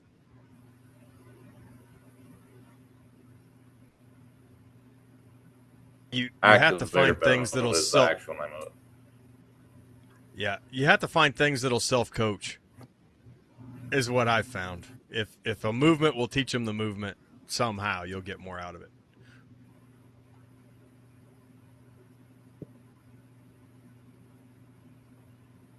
Yeah, and that makes a lot of sense, trying to navigate how much of it is finding ways to show them something that they've never felt before with what you have in your toolbox is kind of like half the battle, where especially lately it's like thunderstorms and all this other stuff where you never know what the weather's going to be outside for trying to sprint with chains or whatever you're trying to do. So it's, or like we're definitely softer up here where if it's 95 degrees and humid, the kids aren't going to want to hang out in the garage and try and jump, where it's like, all right, let's get in, let's get out, let's go downstairs where we have air conditioning in the basement. I'm in a humid. I agree with Steven. Especially with I knew I was going to get shit for that one. You got to have like the constraint to teach them. Yeah. Is Fahey laughing at your what's hot weather? Yeah. Yeah. Dude, we If it's not Fahey in Florida, it's our friend Dylan over in Texas, where it's 115 and 90% humidity or whatever. Where nope, we're if it gets to triple digits, I'm out. yeah. We've had like 31, 32 inches of rain since May 1st after having a 2-year drought. Where like all the lakes were drying up, which was making fishing very hard. And then it's just been monsooning the last couple months, like flash storms out of nowhere. Um, but the last like week and a half, it has been, the heat index is 117 and just sticky. Yep. And that's another thing too, is like the kids are like, um, like I said before, like normally it's like, oh, your second run will be 2/100ths faster than your first. And suddenly they're like 4/100ths slower. And I'm like, yeah, well, it is like 120 degrees today. And like the UV index did y'all know that the UV index is not a 1 to 10 thing?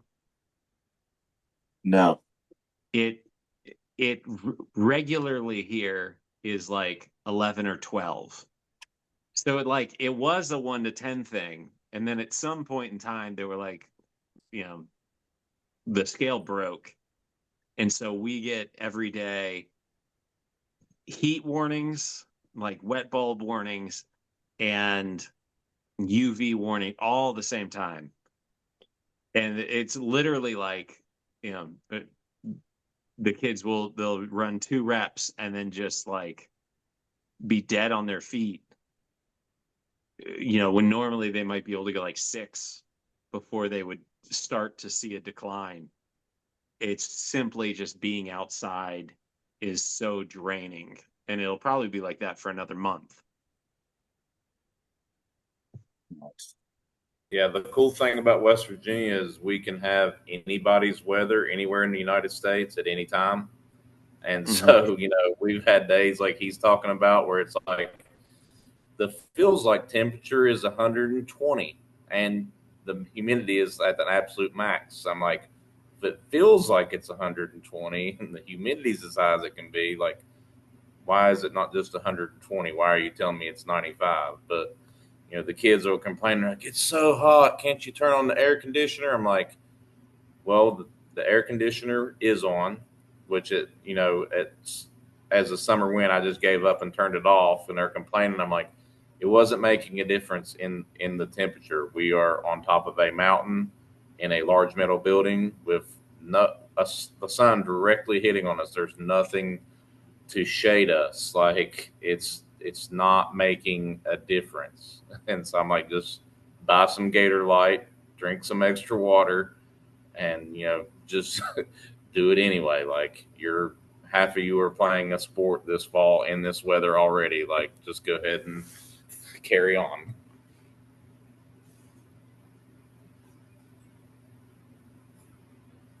Yep, that's pretty fitting. What's Brayden? What's the weather like up in Boise? Uh, pretty normal. Other than winter time's pretty tricky out here. It can get pretty cold, and then sometimes we'll get Do, dumped on with snow, sometimes not. So I was gonna say, do you have any treadmills, or how do you navigate sprint I'm space? a I'm a really big assault bike kind of guy. Okay. I love being able to maneuver the seat height based on what we're trying to do. I'm Yep. not the kind of guy that's going to make my athletes, go on there for 3-minute intervals or something like that. But I love being on there and we go, 10-second sprints all out, move the seat level depending on what we're trying to get out of it.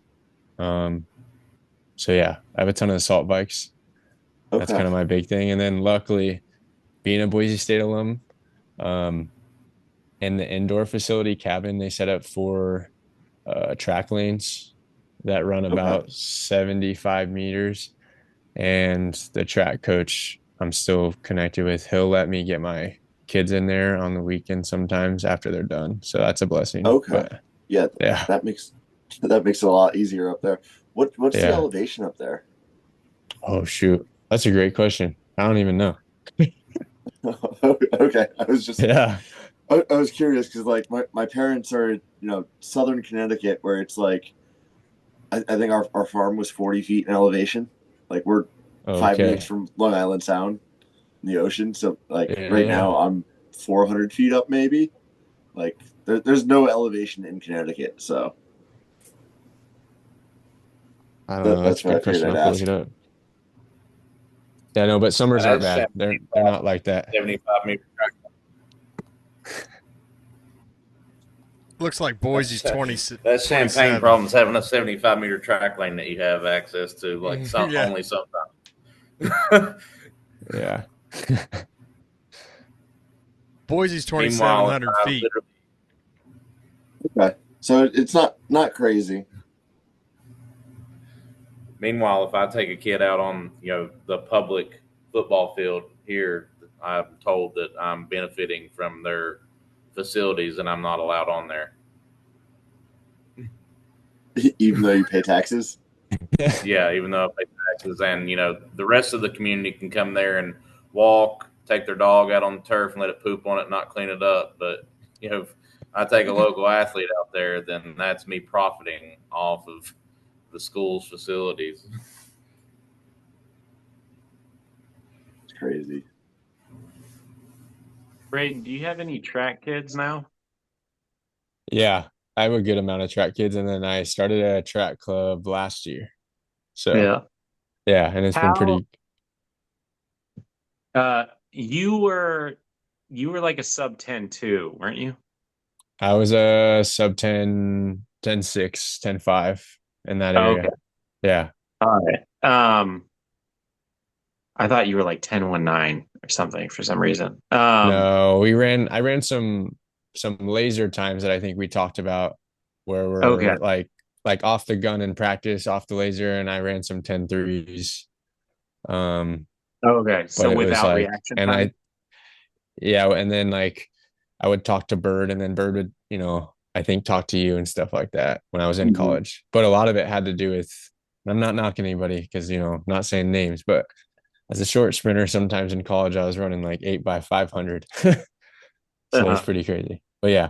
Well, yeah. So having had the experience of being a collegiate sprinter, Uh-huh. um, and again, like as I tuned in here, listening to the dialogue about distance coaches and yes, how because I've worked with collegiate like sprinters and watched as they came back slower. Yeah. And yeah, and I had an assistant this summer who had just wrapped up a collegiate track career, and he was like, I don't understand why we didn't do more of this. I was like, I talked to him every day about like, did they, what did your training look like? Yeah. And it was bonkers to me.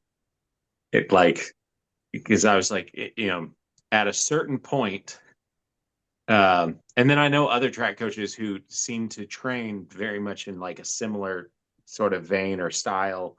Their volumes it's more like just like replacing the fly 10s with fly 30s, Mm-hmm. but feels very much almost just like a longer feed the cats. Having the perspective, having been a sprinter in college and now sort of the training lens, what differences would you make or do you make now with your athletes? Like, Yeah. Uh, a lot less volume.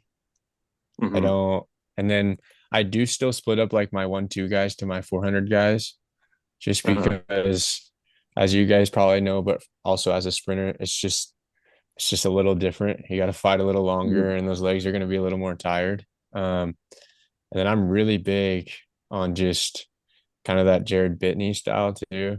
Like Mhm. jumping and that big correlation between jumps and stuff. So I jump a lot, and it was crazy in college. I didn't start jumping at all, not even box jumps, till my junior year that I was in college. Crazy. Mhm. So big on jumps. And then, like you said, my football guys, all that, we do flying tens. I do a 15 to a 10. That's how I do mine. But my track guys, it's the same thing, but we extend it out. So we do flying 20s or flying 20 meters. I do all my stuff in meters with my track guys or track Yeah. girls. But I am very big on not a lot of running, and we usually run pretty fast. I got a two two two of my 100 guys went 10-7, and we're running 11-3s last year. Mhm. But to go back to the coaches out here and like that beginning conversation, I have to battle a lot of coaches, high school coaches. They want to How just much do you waive or periodize what you're doing, or do you just kind of yeah, I go vary off a of like short wave or I a do week? super like kind of like those like what you would call like the mesocycles, like super small. Um, Mhm. and then something that I do that's probably, I don't know, I'm sure you guys have done it, but I'm really big on tracking sleep with my athletes. Mhm. Okay. So when I get an athlete and if I know they're going to come in a good amount of time, like I have because sometimes you get an athlete that's like, I want to train. And then he's like, I'm going to come Wednesday once a week. And it's like, okay, well, I'll help you, but it's going to be a little harder. But if I have a kid that comes in and their parents are like, hey, they're going to train the next 6 months, 4 times a week, I'll actually have them track their sleep for the first 2 weeks. They come in, tell me how many hours they got. We write it in their profile, all that. And then we'll test everything. And then I can kind of tell, like you were talking about, are we fatigued? Are we not? And then I kind of Mhm. so I have a general cycle like that, but it will get thrown off. If like I have a big sprint day and they come in, they're like, Coach, I got 4 hours of sleep. I go, okay, well, we're not doing that sprint today. We got to adjust. So, but yeah, I'm really big Mhm. on not doing super big, long periodization. I kind of make it Yeah. pretty small. Yeah. If you had Yeah. what would your do you lay like if you were coaching yourself, how would Yeah. like your week sort of lay out, and would you again would you I do everything off of 3 week waves. Like it Yeah. each week has like the same layout, and then things undulate or adjust slightly within it. But I guess would you have a like weekly structure with slight waving, or would you have Yeah. a Pretty much. longer?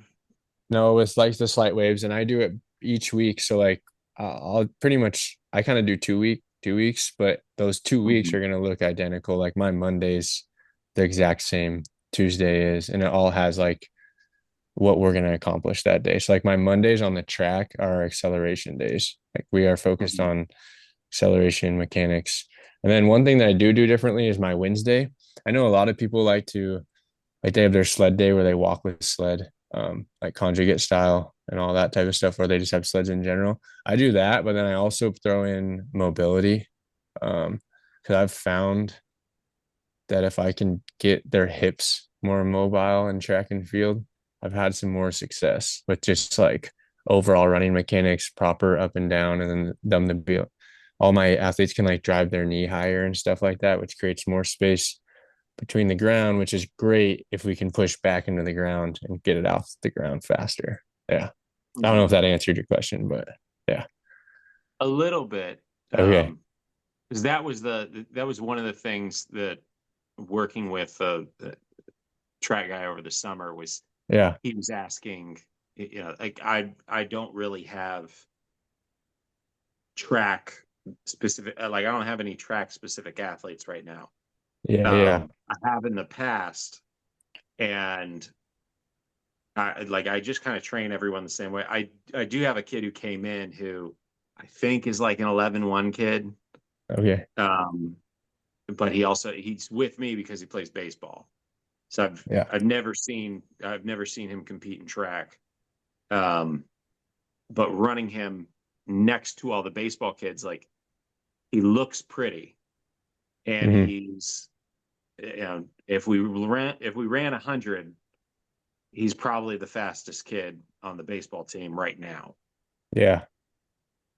And I might have one kid who would dust him, but in the past couple of years, I probably had like 3 or 4 kids on some of those teams that would beat him. I just had faster teams. But everyone was shocked when we like put the gates up that he looked relatively mediocre, because he looked pretty, and the rest of the baseball players always look terrible. Like they don't get their knees up, and they have short little truncated strides. But it was maybe like the 3rd week in that my assistant was like, "You don't really change anything," and I was like, "Nah, he's like, so most of these kids are just running like twice a week." Yeah. It's like, yeah, it's just a handful of times twice a week.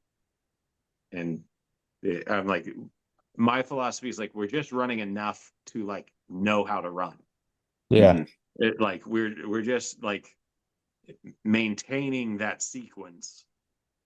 And then, almost like a race car, like we take it around the track and go like, okay, how did it drive? Back in the shop. And then made our adjustments, take it back out, back in the shop. Like it's every run is just simply, we're seeing, can we learn something new about how the car drives? No excess miles, like, if possible. But I've had several track people say, like, they're shocked at sort of like, you're doing nothing complex. But again, I'm working mostly with like relatively short distances, like 60 yards is the most any of my guys care about right now. But yeah, so how many times per week, again, as like going back to you in college, like where sprinting is what you're like, that is the sport and the skill. How much did you run before, and how much would you be running now? And how much would you have to do as like a maintenance of that skill? Yeah. In college, we ran 6 times a week. And now I think you're on the right track. Like I get the same thing. People don't believe my athletes when they say I run 3 times a week, but I do the same exact thing you're probably doing. I have an Excel day where I'm getting their laser Excels. I have a flying day. I have a day that I call competition. And it's just we set up the blocks and we have a comp day and we run an all out rep one time. So they're getting used to that feeling of being on the track. They have to compete, and what the actual feeling of like, I'm in track spikes. What is the end of a 200 going to feel like? That's pretty much the only thing that I pretty much add other than what you're doing. I don't do anything crazy. I think that's why people think they don't believe it at first. But yeah, no, in college, it was 6 times a week. Do you make sure to match your athletes so that when they have their comp day, they're actually competing against somebody similar in speed? Yeah. And then if for some reason I don't have everyone there that we need, I'll cat and mouse it. So I'll like, if a kid's a little shy or like, I don't know, I'll tell him, hey man, I'll just give him a little pep talk and be like, hey, today you're not going to get caught. I'm like, you're going to start and we're going to rip it. And usually it ends up doing some pretty cool things. Like you get them out of their shell. Sometimes what it does on those days is it teaches a lot of them something new. Like we'll pick something like, I'm really big on, I'm going to fix the small things because you do have to, but I also don't want to overcorrect it too much, because then they're going to kind of just do what they want when they get in race mode. Like they're not going to be like, oh, Coach Brayden told me that drive my elbows back, I'm going to do that right now. They're just trying to compete. So on those days, it's more of a, hey, you just got to run. But yeah, I'll cat and mouse it if I don't have the right people that I need. Yeah. I like that idea. what's the like if you've got a 1-2 guy and a 2-4 guy, I assume their Excel day is the same basic distance. Yeah. I guess on the competition day, like, are you going out to their competition distance, or do you ever exceed it? I don't ever exceed it. I'm usually 400 guys, 300s we like. We'll do in a 300 all out. Because that acceleration day in my thought process and what I've learned and kind of read is like your Excel day, you're working all the blocks, you're working the mechanics. So they over time they're going to get that first 100 technically. So now we just have to work that back stretch coming around the corner and then finishing strong.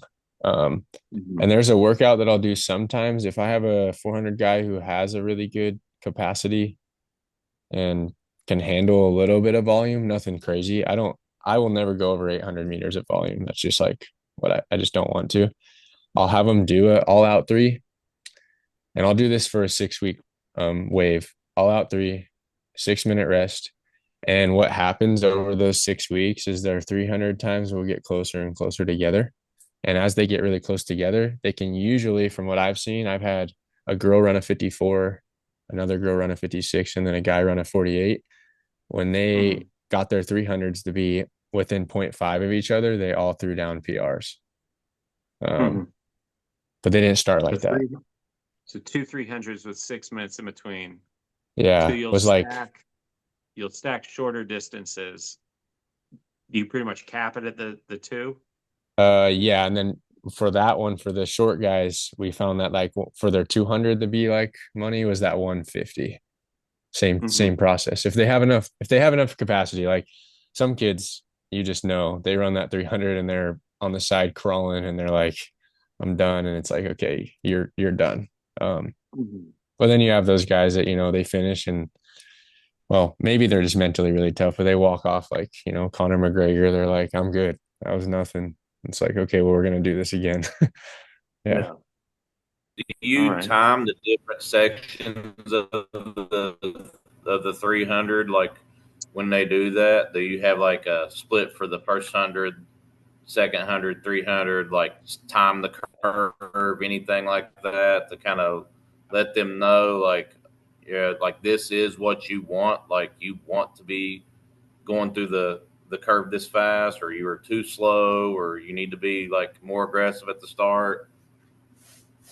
Yeah, I do it based on where our weakness is, if that makes sense. So if I have a 400 runner who's really bad at that last 100, I'm just really worried about what their last 100 time is in that 3. And I'll time it every single time to see if we're being more efficient, if we're, moving down that last 100 more efficient in all aspects. And then just like everything else, I film them. So we have film to kind of rely on too again. But yeah, I'll film that last 100. But then if we have an issue where like, you guys have probably seen it where a 400 guy, he thinks it's better to just get out a little slow. And then he holds it all until that last like 250 and then tries to, or not 250, 150. And he just lets it kick. And all of a sudden he comes out of nowhere. So those guys, I really try to get their first 100. And I'm like, you guys need to be at this time so you guys can get out and go. So yeah, that's kind of what I do with their splits. Do you ever get 800 or above kids? No, not really. Never. No. I had one 800 runner and I ran, luckily my coach in college had a 800 meter state champ or a national champion, Christy Schofield. And so I was really grateful. I called him and he sent me all the programming. So I got to kind of run through that. So it was a little different. I had to dial some things back, but no, I don't get any really over 800 at all. Yeah. Mm-mm.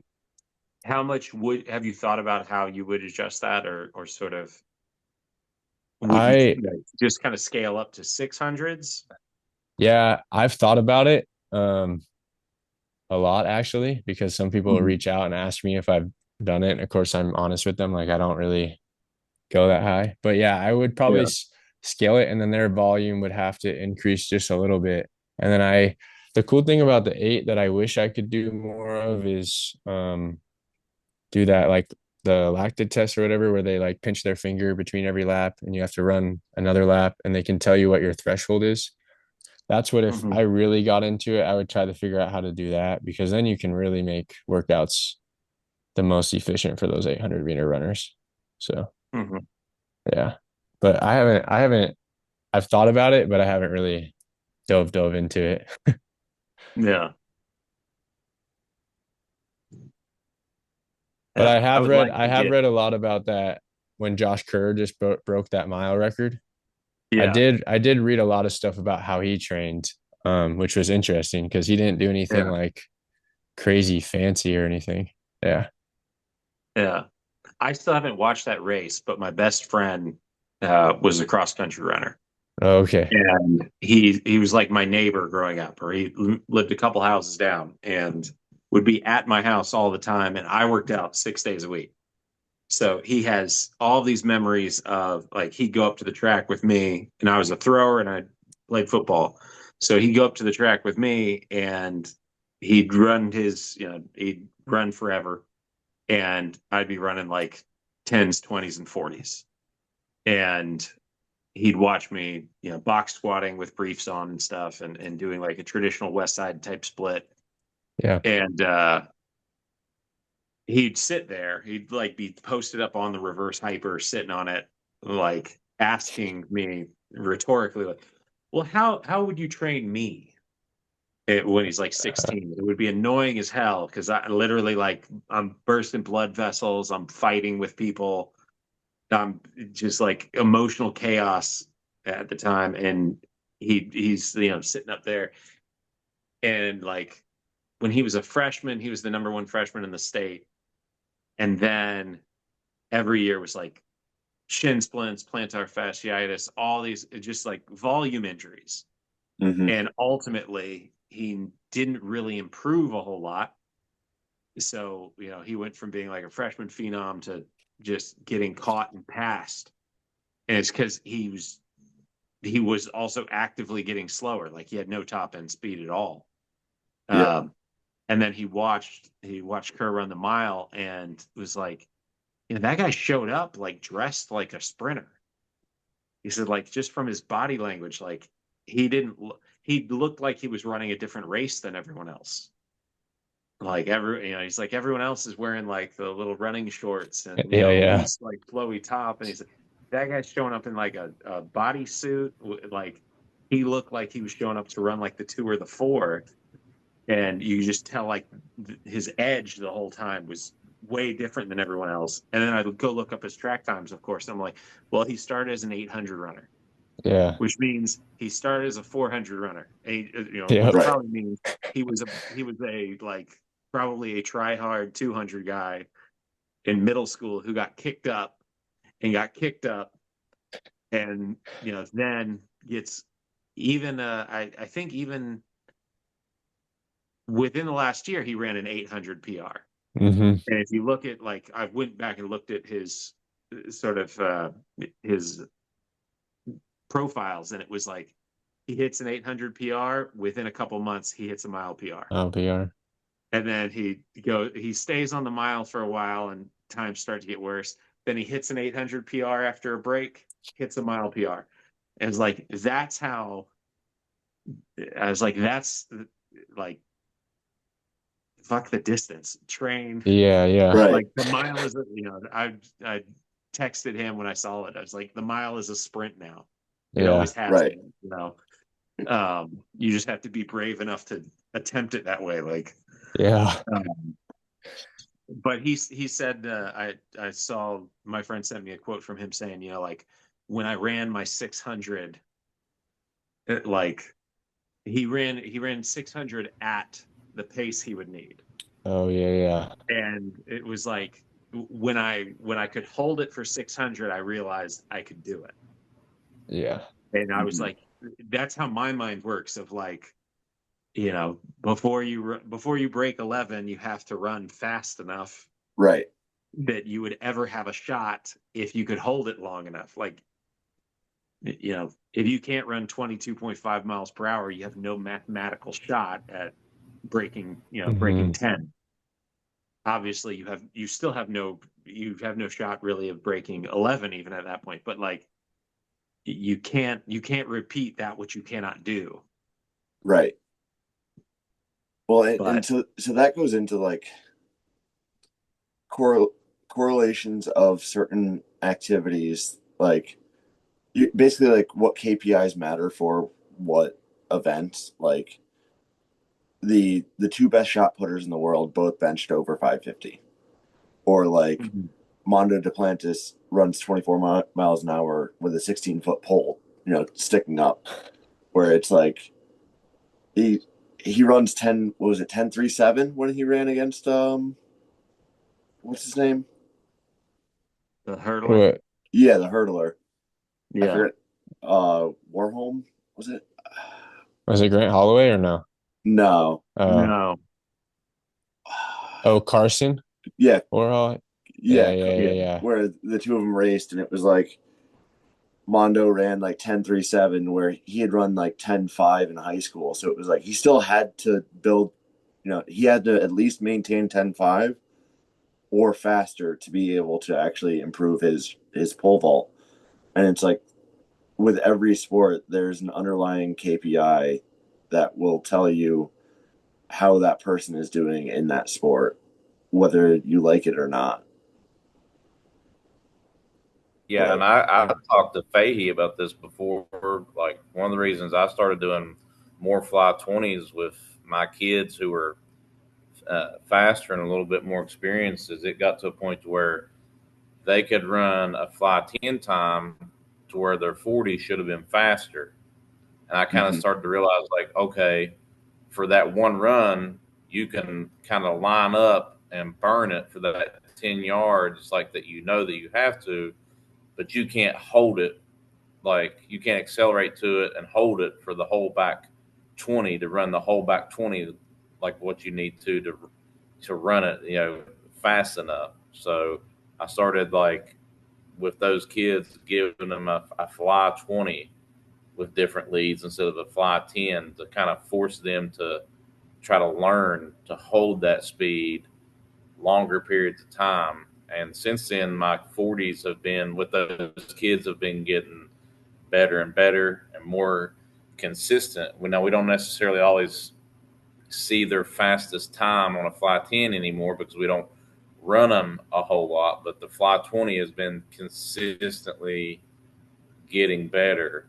And we have an acceleration day too, so like it's starting to match up now. Like, instead of like looking at that last 10 and being like, okay, you should run this, now I look at the whole back 20, the whole front 20, and it almost perfectly matches up.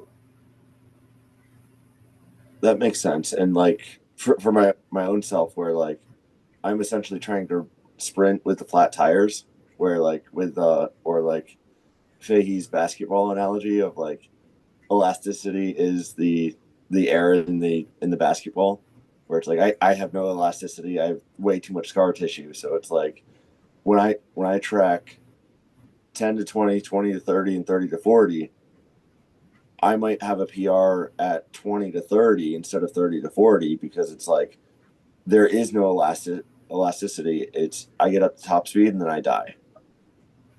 So it's one of those kind of frustrating things where it's like you have to really develop that. But do you think by adding, instead of doing a flying 10, doing a flying 20, that it helps in the transition? So they're coming out of acceleration, and instead of rushing top speed, giving them a 20 gives them a little more time in that transition, and then everything smooths out. Is that kind of what you saw? Well, it was like it's like they almost learned how to time when to hit, like, push their max, like for that 10-yard distance. And so it was like, I don't know if it was a conscious thing or an unconscious thing. It was like they built and would absolutely, like, turn it on like for the 10-yard section that was being timed, no matter what distance that we were being timed. So you would see like a fly 10 with a 20-yard lead and a 30-yard lead. But then when we would time a 40, they couldn't hold those two times together. And so doing the 20, like maybe both sections to get like that whole 20 isn't as fast as what their two best sections were, but them having to learn to hold that speed for the whole 20, like what they were running was coming down. So like say, looking at it, like they theoretically could run a 204 if they ran their two best splits together over 20 yards. Well, when we were actually timing it, maybe it was like a 212 because like they just couldn't hold that speed that they were hitting on either one of them all the way through. But then once we started actually tracking that and them having to try to hold that speed all the way through, it started coming down. That isn't like all the kids. Like my best kids, they'll hold they'll literally hold their PR for a fly 10 section through the whole fly 20. Like I had a kid the other day, he ran a 9.6 for both 10-yard splits of a fly 20. And like Lucas, he's my kid that's like the number one rated tight end in the state. Like, he ran like a 186 fly 20. Like, he can hold 22 miles an hour better for the whole 20 yards. But, I had some kids that, when they're trying to put together like a 40-yard sprint, like if they could run a fly 20 and maybe hit a 9.7 or to a 102 on any given 10, like on a given 10-yard section on a given day. But then if you timed the back 20, they wouldn't get it for either split.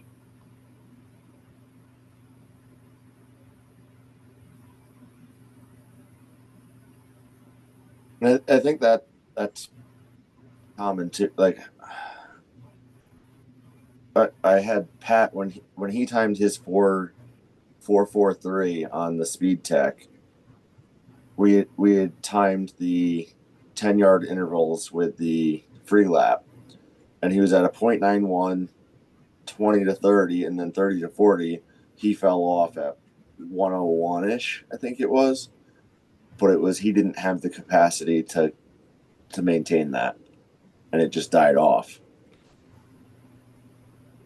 So. Why I kind of asked that was I seen some film of them running at combines, and it looked like they were out of acceleration, maybe one step too quick. Instead of 4 steps, they were out at like 3, but then they get lost in the transition, and that was costing them a tenth. And then they get up to top speed, and man, the rest of the race would look good, but you had 3 steps in there that was killing them, and it all seemed like it was acceleration, transition, but I didn't know if lengthening that kind of made it a little more seamless. It made them feel like they had more time. It was something I kind of tinkered with. So to hear you say that makes me think, okay, maybe that is a way to make everything a little smoother. Well, with that smoothness, like Brayden, do you think like Bird's acceleration ladder with the wickets would help with that to try and transition if you laid out like 30 yards worth of wickets to try and really build somebody, or would that be way too time consuming? It probably, wickets are time consuming, but it could help. But the hard thing with wickets is like knowing where they're at and they're running, because wickets all have like, their different measurements based on where they're at efficiency. And the thing that scares me of the wickets is like I like them for certain technique things, but if I set them up wrong and they can't and they overreach and then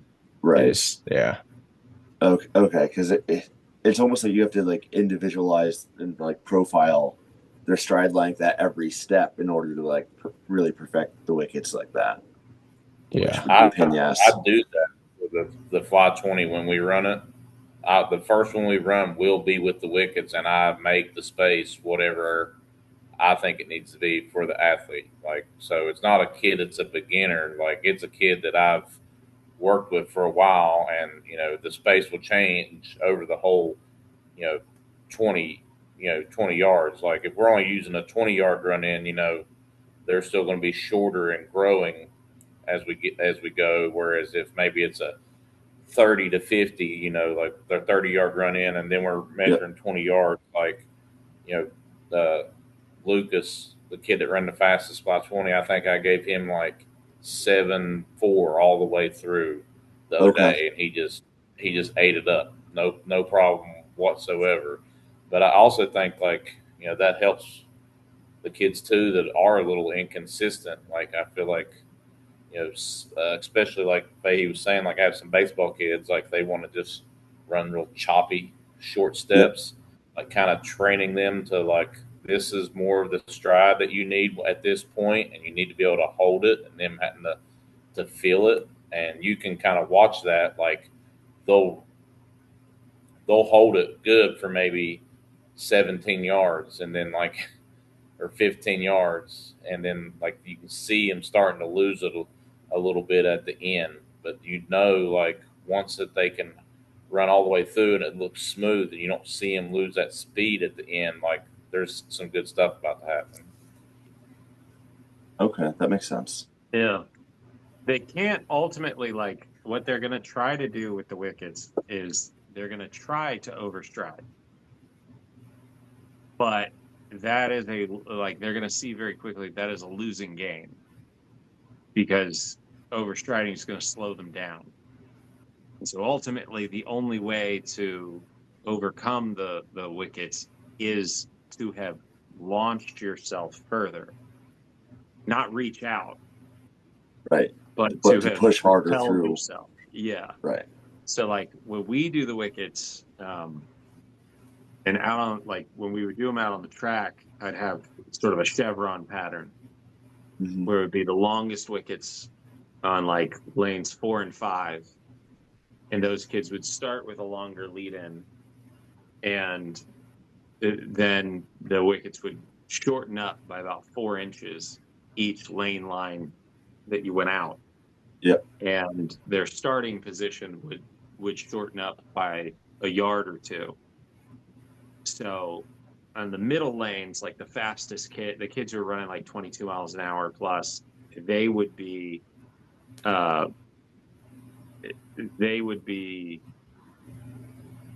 longest distance running in. So they'd be closer to like probably 55, almost 60 yards by the time they got out of like the 10-yard zone. And then the slowest kids would be like 25. Okay. But what you would see, like if I set up a camera just getting like the like last yard or two of the zone, and then like the 5 yards after, it would look basically the same as like if you had a kid run down a hill and then the hill flattened out, like where all of a sudden they started to like catch up with themselves and they're just like wild and out of control. So it would look like that, but it's on flat ground. And what's happening is that they're getting, again, the only way to make it to the next like zone to get your next foot down is to have propelled your hips far enough forward. And so they end up like creating so much more horizontal projection that they're not used to. And when they hit like the point in time where they get to kind of like let up, it looks like they just like explode. Like it looks like they've been flying down a hill and then they're flattening out, but they're on flat ground the whole way. And it's sort of the same thing as like running the 20s, in the sense of like, even though we were doing it in a fly 10 zone where one step was longer than all the other steps traditionally. Like you have a point when you're sprinting where you're at your maximum speed, and that step is longer. Right. So if that step is longer than all the other steps, that's when you're moving your fastest. If you're just doing it for one step, and that one step happens to be 4 inches longer, what happens if you double that one step? Your peak didn't get any faster. I'm not asking you to do anything that you haven't, anything new. I'm just asking you to now take that thing that you can do one time, do it 2 times, which is easier than doing a new thing one time. Right. And then, you know, like as, you know, in order to get, we would do it typically, I think six cones, so 6 steps. So, you know, I was super aggressive with it. I took what Bird told me and then just like went nuts with it. So I had kids doing like 8'2". Yeah. Which their stride is not 8 feet 2 inches. What's happening is they're falling back through that zone. But if we can get them to go from 6 cones or 6 wickets to 7, you know, to eventually to 8, almost like the hurdle hop system. Like, Right. if you can take what you can already do, but if we can just maintain it in the same way of we're just shaving off a few thousandths of a second with every single step. So in a 40, you know, that's, you know, 22-ish steps. And in 100, that's, you know, maybe 50-ish with a high school runner. You know, so like if you're saving a few thousandths of a second 50 times over, you know, there's a tenth. There's 2 tenths. You know, then on top of that, you're eating up, you know, if you're able to affect that stride length 5 times over, you just ate up maybe 8 inches more per step. So now, like, if every yard is essentially a tenth, you know, if you're able to finish 2 yards further along, just over 20, because that's also going to mean that you have less time decelerating on the back end. It's also going to mean that you probably had more time accelerating on the front end. So, like, adjust sort of the whole system globally,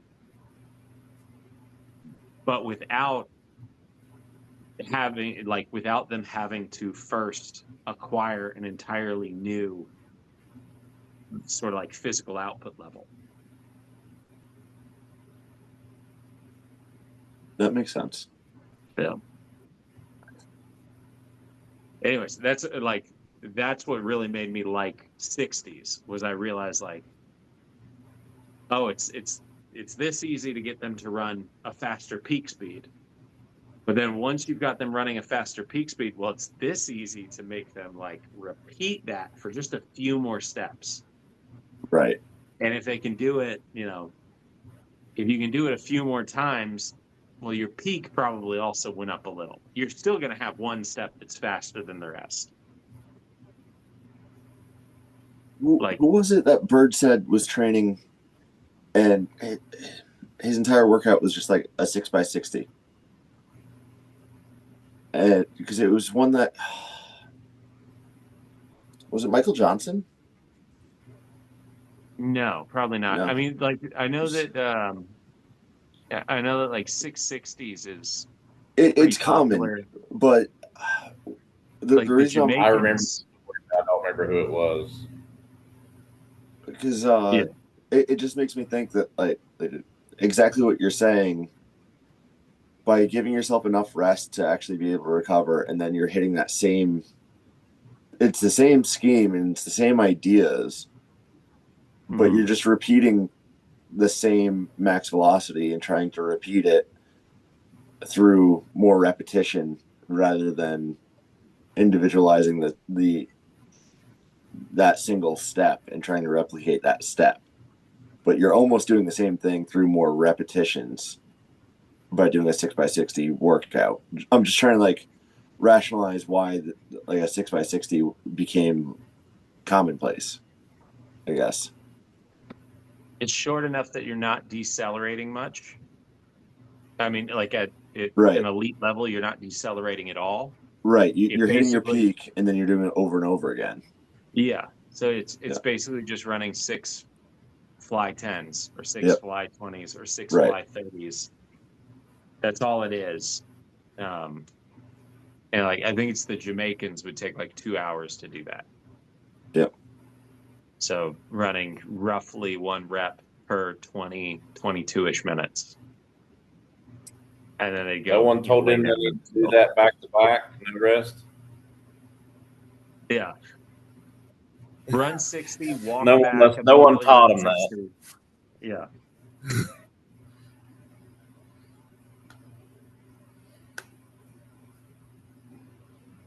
Brayden, do you ever have walk back and go college sprinters come back?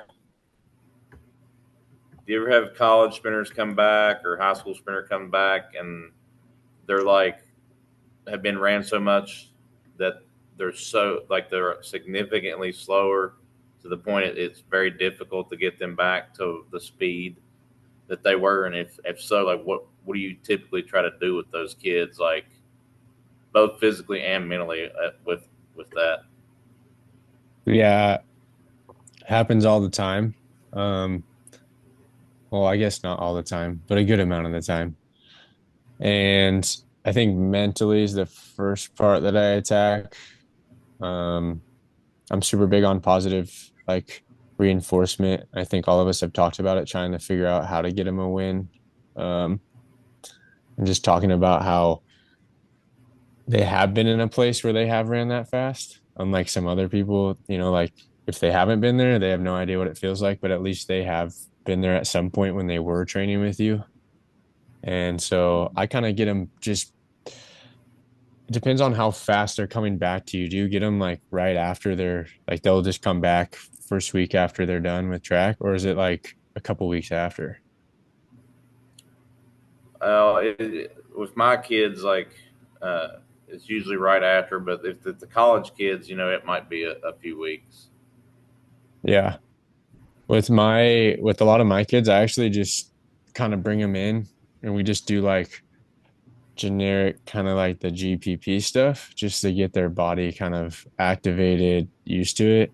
And then I kind of really throw them back into the system that exactly got them to where they're at because they know and understand it, if that makes sense.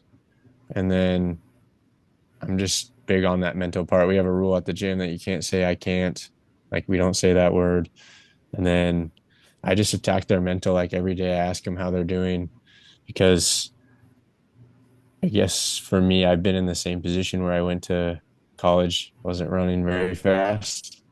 And so I know that like feeling of just like, why am I showing up to the gym if I'm still running slower? And can you talk about that a little bit with like you ran 10.6 in high school? Yeah. And then you went for football. Yep. And then immediately transferred to Boise State. And then you had to basically like fight back to where you were, right? Yeah. I went freshman year at Boise State, I might have broke 11.2, maybe. I don't even know. I might not have. And then I couldn't break 23 in the 200. And I had ran 21.3 that year in my senior year. Yeah.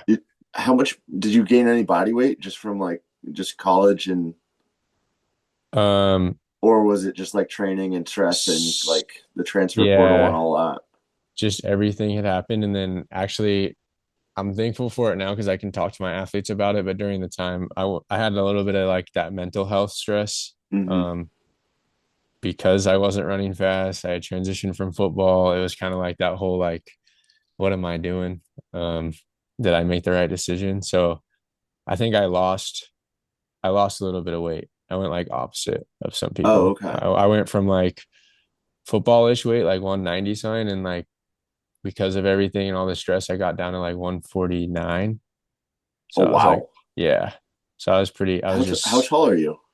Almost like 5'11" on the dot. Okay. I wish I could say 6 foot, but I'm not. I'm not there. I'm in the same boat there. My license says 6 foot, but like I'm 5'11". Yeah. But yeah, it was hard. And then I was talking to Sean at OC to see like what I could do. And so then that's when I really dove into learning the conjugate myself because mm-hmm. I had Sean who was amazing and he would write it on the board and I would just say, all right, that's what I'm doing. I'd ask some questions, like why do I have bands on here? Why am I using chains? Like those type of things, but nothing like into it. And so he gave me the whole bunch of books from Westside and everything. And I started reading them. And then he would tell me like, hey, I'll give you, your overall like understanding of what you need to do during certain times of the year. And then you got to go to the rec center and just do it. So I was going and doing my banded box squats at like 5:30 in the morning before everyone else at the rec center to try to do what I could. And then I started implementing jumps at the rec center. I was that guy that everybody was looking at me like, what is this guy doing? I was doing like during the time we didn't have a jump mat or anything. So we were big on that whole like 40 jumps a week of box jumps, different accommodations. So, jump with dumbbells, drop off, jump onto a box. So I was doing all that. And then that started to help a little bit. I ended up running like 10:98, I think, that next year. So we saw a little bit in 22 something. And then my junior, senior year, I finally my Sean, and I had reached out to Bird and stuff. Yep. So how did you find Bird?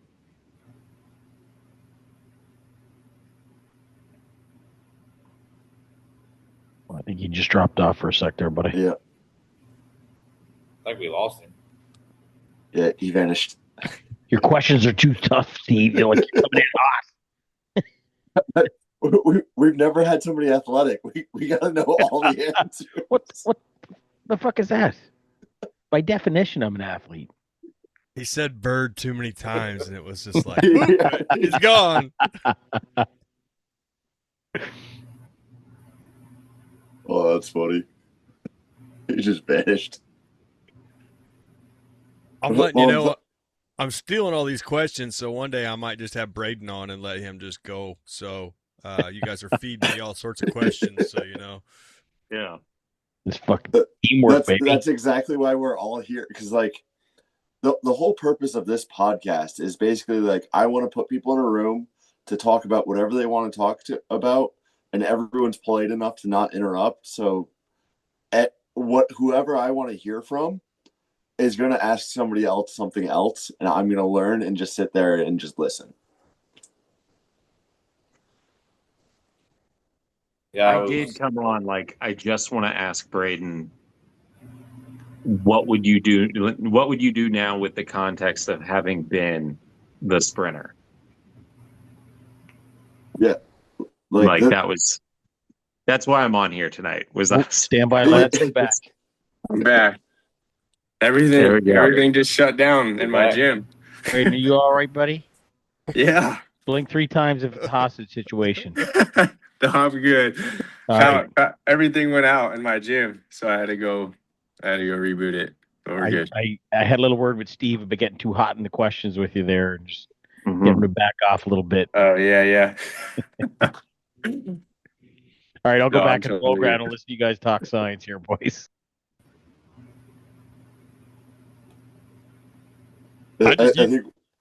Well, Michael Fahey said he just come on to ask Brayden a couple questions. I only came on to show Michael all my flies that I've been tying. They don't compare to his glide baits, but I've been his 18-inch glide baits.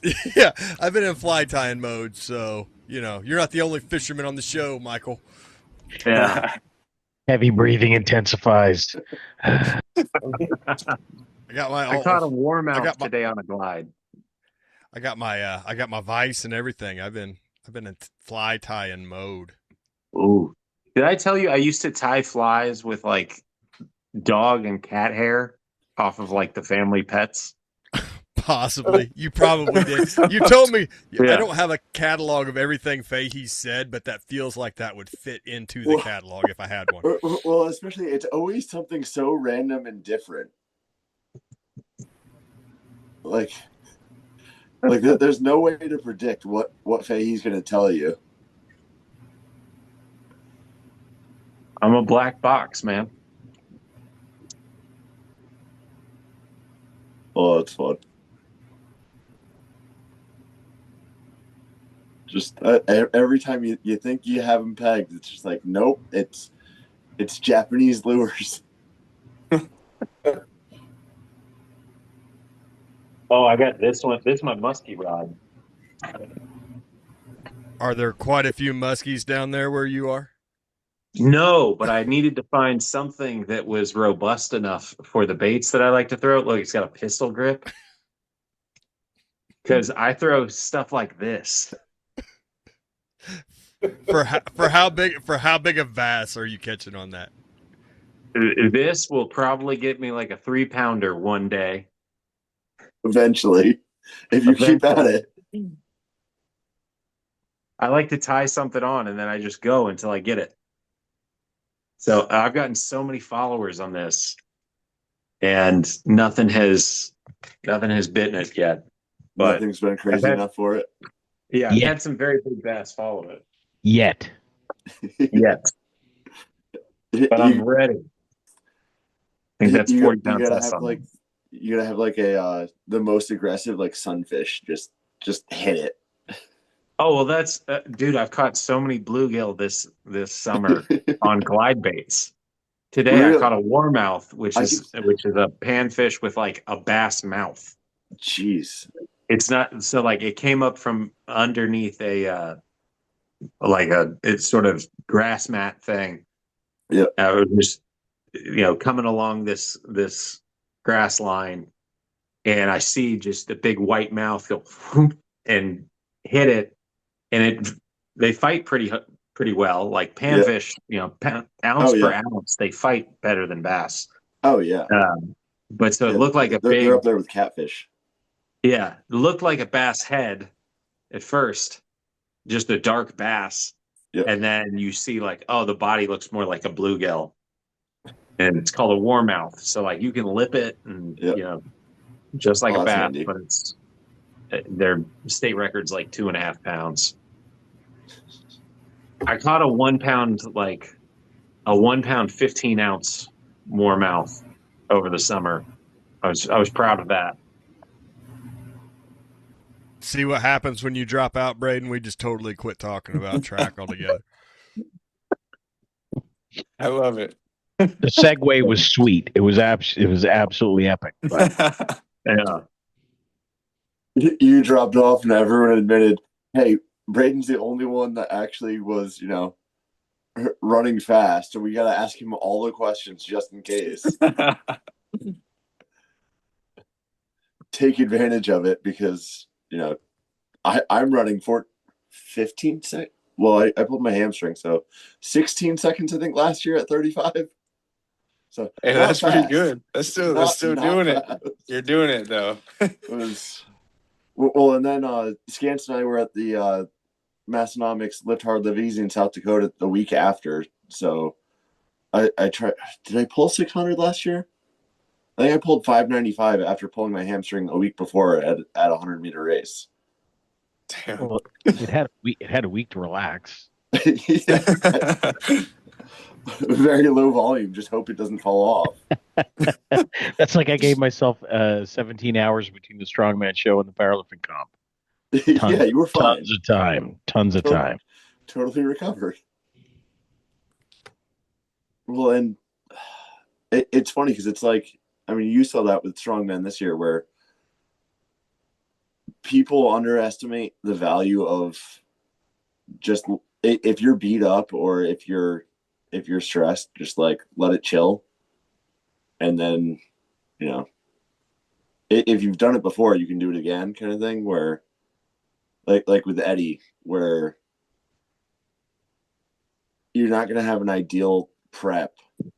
And if you have like low back pain, there's no point in trying to force something that's just going to make it worse. And sometimes you got to just like ease off and just see where the chips fall. Oh, dude, there's friggin' 2 years ago, the strongman comp, the fuck did I do? I messed a bicep up or something. And I literally took 2 straight weeks off leading into comp. Mm-hmm. I stopped everything. I couldn't clean an axle. I couldn't do anything. So I literally got to the point. I'm like, fuck it, I'm done. I didn't do anything. I walked in and had a great comp, so, but I'm old enough not to get worked up about the little tiny things. A lot of the strongman stuff is the mental game of just letting an event go past, or well, between that and I preach it all the time with the guys' recovery between events. Like, you get done an event, sit down, do your box breathing, get yourself friggin' sorted out, and you'll watch your competitors pacing around and getting jacked up, and they're just bleeding energy off, and so.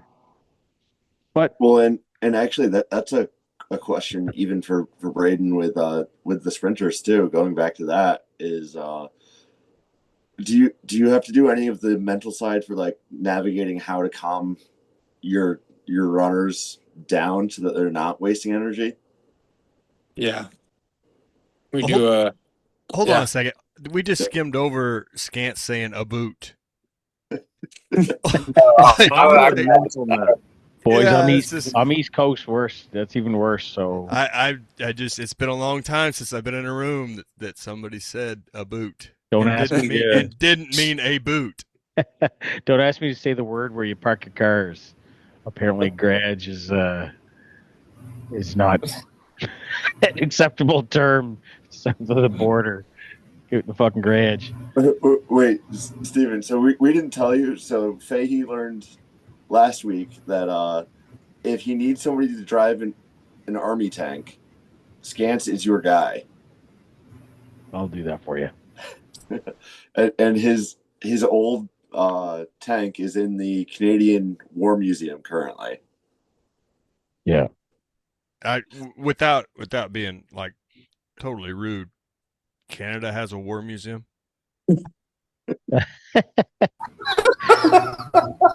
Apparently, you've never heard of the Geneva Convention. Those are suggestions till we showed up.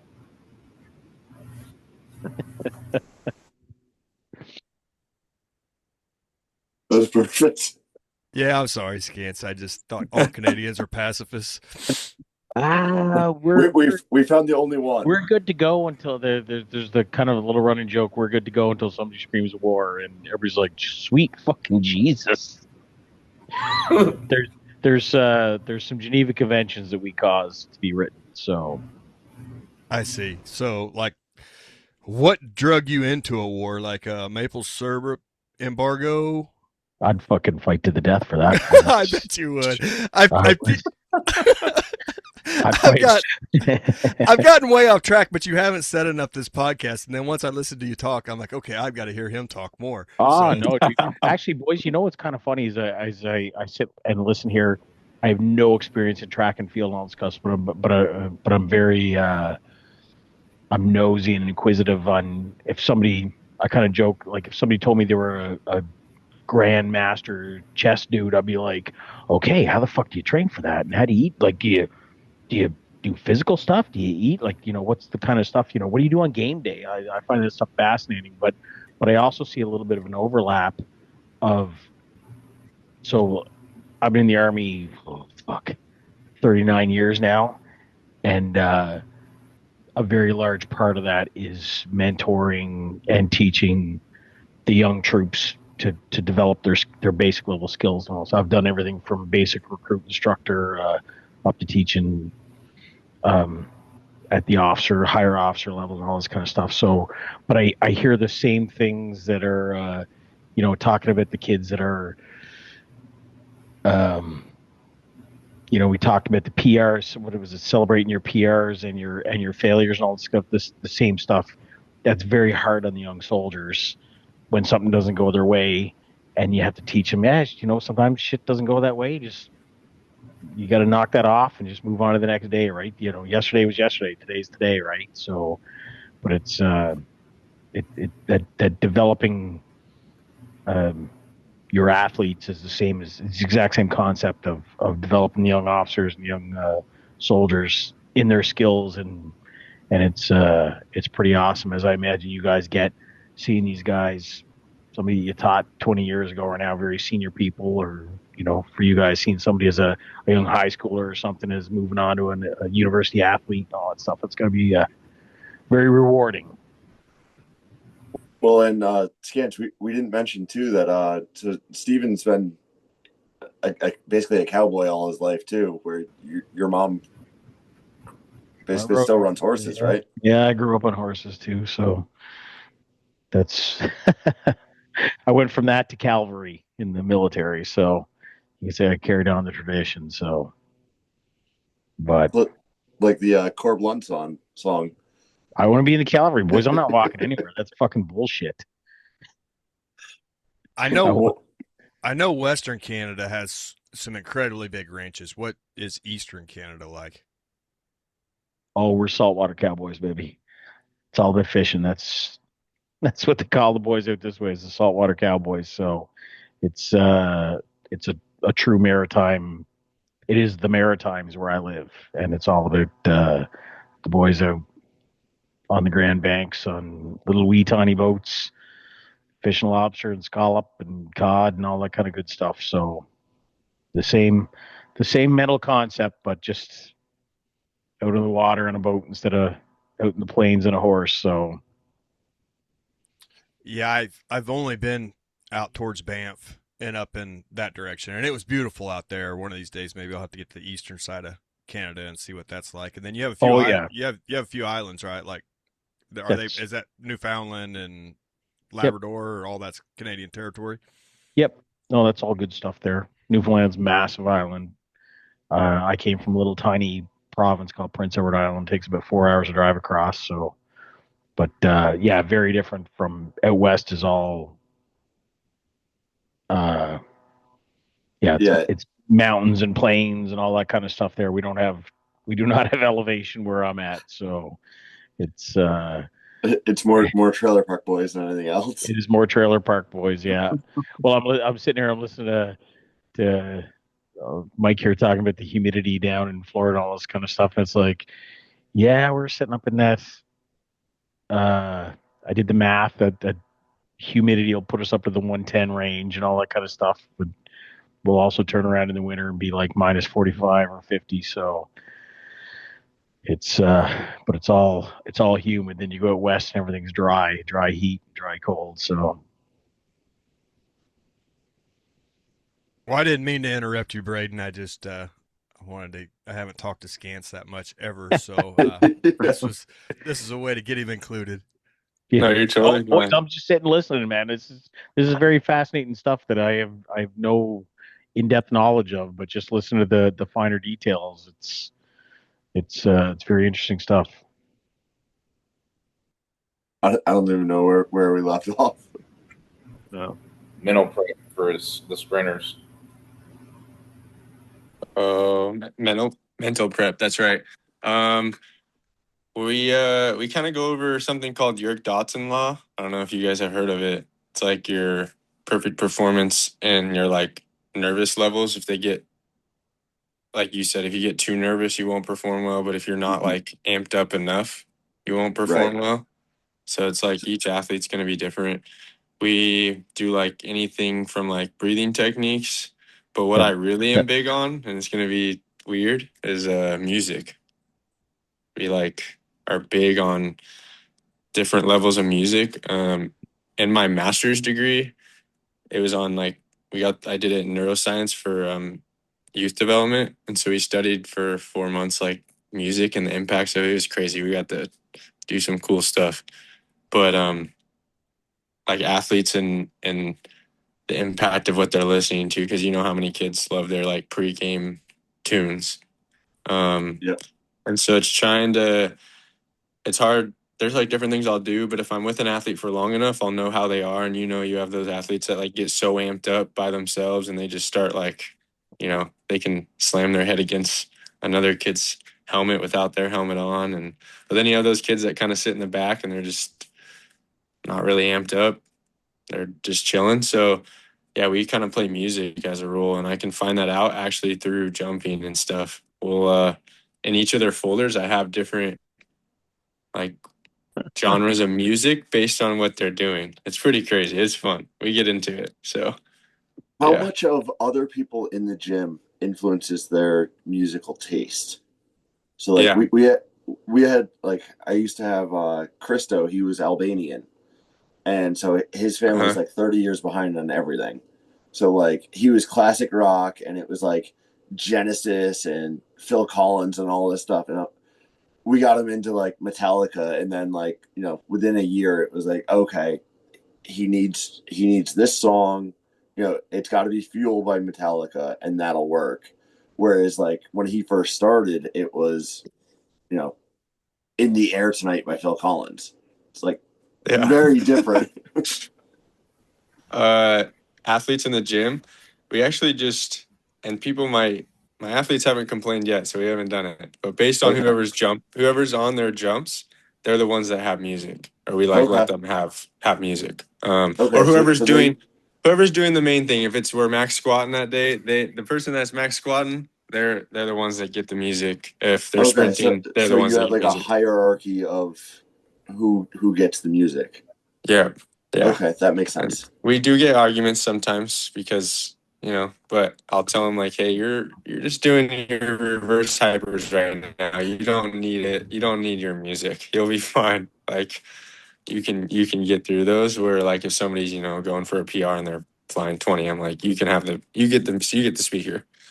So that's what we do. Like I have one kid named Tyler, gets way too amped up. So I actually make him listen to Taylor Swift before he goes and runs, and he runs great. I mean, like it's hilarious. Or like just yesterday he ran he ran a .94 flying 10 and ran it like 4 times in a row.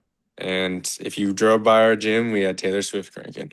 It was pretty funny, but it's just because he gets too amped up, and so I have to bring him back down to just like focus. Right. Well, that makes sense of keeping him in that little sweet spot of if you are too jacked and you're losing fine motor control and all that kind of stuff, of keeping him just tempered a little bit, or if that dude that's just too laid back, it's like just lighting that wee bit of fire under his arse to get the adrenaline shot and find that little sweet spot on the bell curve. Steven was probably giggling about arse. 100%.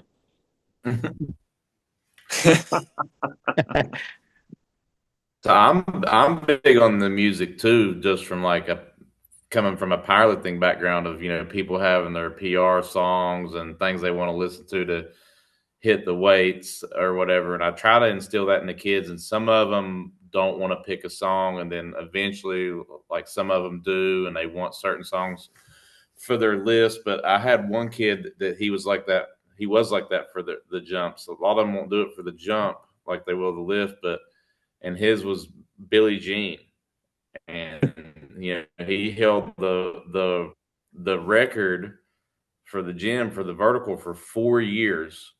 And if he was like he was the kid like he talked about, like love to work with him. He's an amazing kid, but if he's having a bad day, like you have to do something for him, because like he'll get really in his head, like if he's not performing the way he wants to. So if he's having like an off day, I wouldn't even say anything. I just go over and flip on Billie Jean, and you can just see his whole body change, like his posture, his look. He start dancing, and then he would jump, and it'd be like an inch higher. He's like, "Oh yeah, we're on now." And then he would like, you could just watch his vertical start climbing. And there's like it influenced other kids, because like if it would happen to it would get put in a playlist of like songs, I let them all put into a playlist, and if it come on, like there's still a couple kids like left that remember him, like now that he's gone, and they're like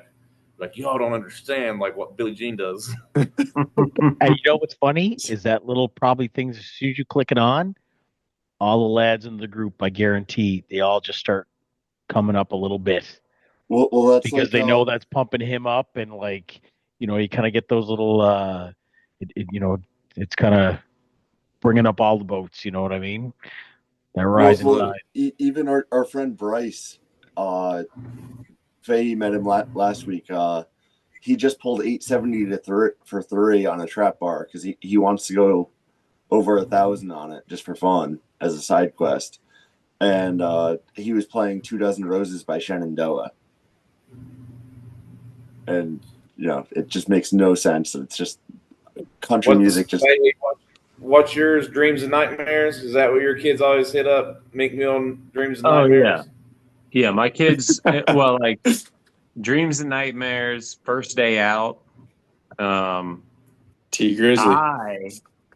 Huh? I said that's T Grizzly right there. Yeah. I have a lot of, I can talk about music, that being another weird thing for a long time. Because the kids, you know, sort of post 2017 ish, there's a huge drop off in what music they all know. I call it like, it's a thing that I want to like write a book about one day that I call like the death of the zeitgeist, where basically all the algorithms start to really splinter and shatter. It's why I think like Instagram is basically dying now. Um, I think that a lot of the social media platforms are splintering apart right now. Um, but as a result, I started noticing when I was like in high school for the first sort of go round, I called up my best friend as the cross country runner.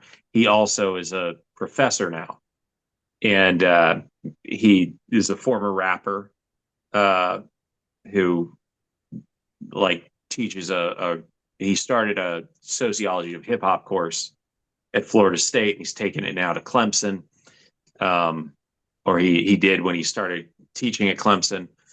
But he uses music a lot, and so he's around college kids. I'm around high school kids. We're both like huge into hip hop, and just one day we were talking. And he's like, "Do you notice the kids don't like listen to their music?" I was like, "What do you mean?" He's like, they listen to the stuff we listen to." Yep. And for both of us, like, because I went out to LA for the better part of a decade, he stayed on college campuses, working his way up to teaching and being a professor. And he's like, at a certain point, you start to notice, like, you have that epiphany one day of like, wait a second, I'm like 30 years old, and this, I'll be 40 in a few months here. But like, you start to go like, wait a second, I'm not like, they weren't playing like Rakim when I was in high school. They weren't, no one was listening to Madonna. Like now, Right. like the girls will listen to Taylor Swift now. And that would be the equivalent of if in 2005, everyone was just like, oh, have you heard the new Madonna? Yeah. Right. So like they're not really connected to their music. And it's because they don't experience anything communally. It's Right. all in their headphones. So all of their musical references that they know, the people around them also know, that's why like Drake is huge and he's essentially 40. J. Cole essentially 40. Kendrick essentially 40. Taylor Swift essentially 40. And you go like, it used to be that you have a huge pop force every year or two. A new person would kind of knock the old person out. And it's just hit a point where it stopped cycling in, like people. maybe a Chappell Roan, maybe a Olivia, whatever. Being Rodrigo. Yeah. Like, when you start to go like, well, who could perform at the Super Bowl? There used to be that, like Bruno Mars was relatively new when he was able to perform at the Super Bowl. You had these like cultural forces. Right. Or Katy And Perry now, back then. Now like a 15-year-old will come in and unironically will play 50 Cent. Right. Like off of Get Rich or Die Trying. And I'm like, that was cool when I was a sophomore in high school. Like that's what, like if you asked me, like if I had a walkout song, because I wore 50. So like I listened to a lot of 50 at the time, but like, and my headphones was patiently waiting when I was about to go out and play when I was in high school. And then like one day I was in the weight room and like the football players put on Patiently Waiting. And I was like, why are y'all listening? I wouldn't put on my dad's music.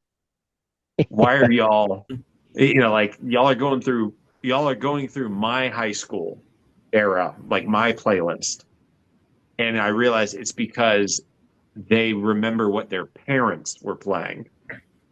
So it's one part, the realization of like, oh, like the same way that I would know like Journey. Yep. Or Elton John. because it's just like, oh, that's what I heard on the way home in the car Right. when I On was the sitting in the back FM. seat. Yeah. Yeah, on the FM. And it's like, oh, you're having like flashbacks to when you were the kid in the back seat. And this is, you know, that everyone else knows, like in the club. But now, like, y'all don't know what music currently the person next to you is listening to. You know it's in your headphones, but you're afraid of the judgment of someone else hearing it. So the common points of reference are all very old. So like, yeah, First Day Out. It's like, yo, that song's from like 2016. You know, Dreams and Nightmares. They'll be like, yo, coach, how do you know about Dreams and Nightmares? I'm like, because Meek Mill is essentially 40. Like, you know, kids are yesterday, kids are playing, they're playing Rick Ross and they're like, do you know this one? I'm like, yes. They'll find a new Drake song. I'm new tired of this one, forever. actually. Yeah. You're lending credence to the conspiracy theory that you said propped up music. Like music got so propped up that it was garbage, and they've had to go back and find music before it was politicized that was actually good. Well, I don't think that it's quite that, because you look at all. Right. You're saying Look it's at- more decentralized. That Well, but yeah, but look, we don't have common experience. So now look at what is big. Like what actually is like, look at movies, post-COVID movies that were big. And the first like big post-COVID movie was, you know, Top Gun Maverick. Yeah. Why was that big? That wasn't big because young people were driving it. If you look back at why was Infinity Wars and Endgame and stuff, why was that big pre-COVID? Who was making that big? The demographic, it was, you know, like Millennials, late teens, early 20s. And then you go forward 10 years and you go like, those people do not drive, those age groups do not drive culture. right? It's everything is based off of this nostalgia and sort of seeding of it's because around 20, this is important because why I say 2017 is around 2017 is when like 4G got good enough that everyone suddenly, like YouTube and streaming, that 2017 is sort of the line of demarcation of where most people started watching things like YouTube on their phone, where their phone really started to overtake the laptop. So all of a sudden, and then you had unlimited plans and stuff like that allowed you to do that too. So all of a sudden, it's like right now, you know, in 2017, I was doing podcasts. I would have been sitting at a laptop. This would not have happened, which would have meant, you know, for an extended period of time, so I would have been in my office. I would have been at my desk. Like all of these small things that would have happened. But now you can just be on your phone. Right. And so everyone is experiencing everything separately. This is also now is happening with like I said, with social media, where largely pre-COVID, you know, like you found, and I think that this is a huge failing ultimately of all of these tech companies and social media, is that like Gary Vaynerchuk has called it, you know, like interest media instead of social media. Mm-hmm. So it's, you know, say like, you know, Steve, I've known you now for six roughly, years. Yeah, but I think were you following West Side versus the World before that? Yeah. Before we met. Yeah. So probably 9 years. So So the Kickstarter time. Yeah. But so like in that case, my account was strange because it was, you know, associated with a movie. But, you know, like the way that, say, I use social media, you know, if you look now, like no one posts. Yep. No one posts. Why don't they post? It used to be everyone posted because you'd see all your friends posting. And how would you check to see what your friends are doing? You get on social media. So it would and who are your friends? Your friends are people who naturally are in the same places as you, or have the same interests as you. Mhm. But somewhere around the time of COVID, especially during lockdowns, people were not going out, people weren't going Mhm. anywhere. They weren't doing anything. And around that time, as like almost a band-aid, all these social media networks started really trying to influence, if your friend's not going outside and taking pictures of what they eat or pictures of what they saw, then you're not going on you're not going on that platform. So they started trying to instead to force feed you influencers and topic related posts. So interest driven posts. Yep. But what happens over time is it's almost like AI. Like, it doesn't matter how good AI is, it lacks this sort of, like, if you see something brilliant that's AI generated, it's hard to care. Right. That has no relevancy because there's not a story behind like that AI, like, uh, the Odyssey being probably the most recent, like, big seminal media moment. How much of that content around the Odyssey is actually about the movie versus how much of it is about the people who are in the movie?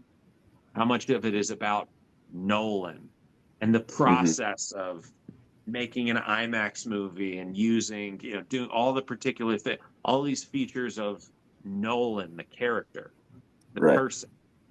So like that creates a deeper bond with the content. That's how we're built to like relate to people through stories and relate to people as characters. So all that is to say, as I'm trying to remember how or why I'm talking about any of this, like, so the kids now, they don't have that same relation to the media that they consume because they don't consume it communally. So like they hear a dope song, cool. Who do they talk to about it? Like I said, my best friend at one point in time for a long stretch of his life was a rapper. I hear a dope song, I go talk to my friend who's a rapper. Right. I used to sell beats. Like I have all these friends from that like time of my life. I have all these friends now who are coaches. So like I'm into coaching, I'm into them. But that doesn't mean that I'm into seeing random videos of people coaching. If I don't know who that person is, I don't care. I scroll past it. Right. Which means I also don't post as much. Because when I'm on the platform, I'm seeing less content from people that I care about. So I'm on the platform for shorter and shorter time periods. It also means that I swipe through posts faster, which means I hit the advertisements with less time in between because those individual posts that are coming up in between don't hold my attention, which means that I feel like I'm being bombarded by ads at an even greater rate than I actually am, which builds even more resentment towards the platform and makes me less likely to spend time on it, which makes me less likely to see my friends, which makes my friends less likely to post and makes me less likely to post. And eventually you go like, we all have Facebook, right? When's the last time you scrolled through Facebook to see anything? Oh no, it's only Marketplace. Right. It's you're there to shop to try and buy something, or Yep. you're there to leave hours of voice notes. Yep. That's but like posts on Facebook, Facebook could have gotten rid of posts entirely and I would have no idea. Because I stopped caring about it long ago, not because I'm so cool that I just like don't care about social media, but because they fractured the semblance of community. So there's no more community.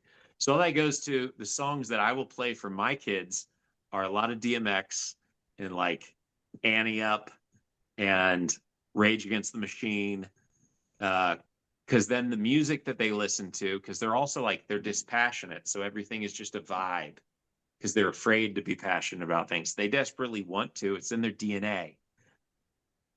But they just vibe to everything because everyone is afraid to have a real stance or opinion or like a real investment in anything. So then I will seek to try and like, I have a massive playlist that I typically don't use anymore because of language, but everything has like a certain BPM or faster. Mm-hmm. And the ultimate, it's like, I don't like Pantera. There's tons of Pantera on the playlist because the whole point is I don't want the whole weight room to stop and everyone celebrates the song. Right. I want them to be mildly agitated, but feel the energy I want them to be almost ready to get out of the way of the music, not waiting for like the hook to start or something. So our friend Kurt came up. He drove up from Philly to come bench with me on his birthday. And we had to explain to him that we listen to what we call gay European music. And it's just like random metal bands from like Sweden. And it's mostly just like Swedish. So it'll be like Sabaton and Brothers of Metal and Amaranth or whatever. Like a couple of, they're very melodic, very catchy, but they're just fast paced enough metal that you can pay attention and do what you need to do with it, but you can also find that like looseness when you're jumping. Yeah. And as he came up, and he's used to classic rock or whatever, and because he's 44 too, so it's alternative rock, classic rock, whatever. And I just go, yeah, the trick is you just need more gay European music and you'll bench more. Yeah. I bench to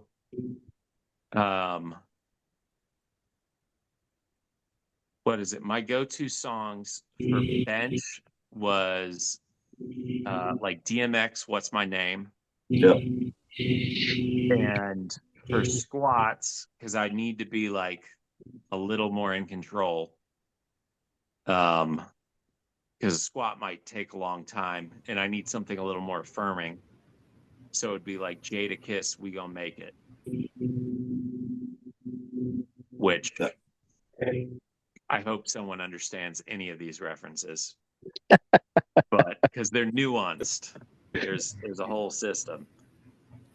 And then with the kids, they'll often be like, if they can't pick music that I like if it's too vibey, or if they play weird chipmunk pitched up, sped up rap, then I'll make them listen to like Mongolian death metal. Yep, The Who. The Who, yeah. It'll be like Siri, play Wolf Totem. Yep. Hey, Yeah. Well, were you talking about Amon Amarth, Viking? Oh yeah, Viking metal out of Sweden. So in 2008, I was at UMass Amherst, and one of my friends was a big metal guy, and it was right when they came out with Twilight of the Thunder God, which was like their first transition to very melodic instead of just death metal.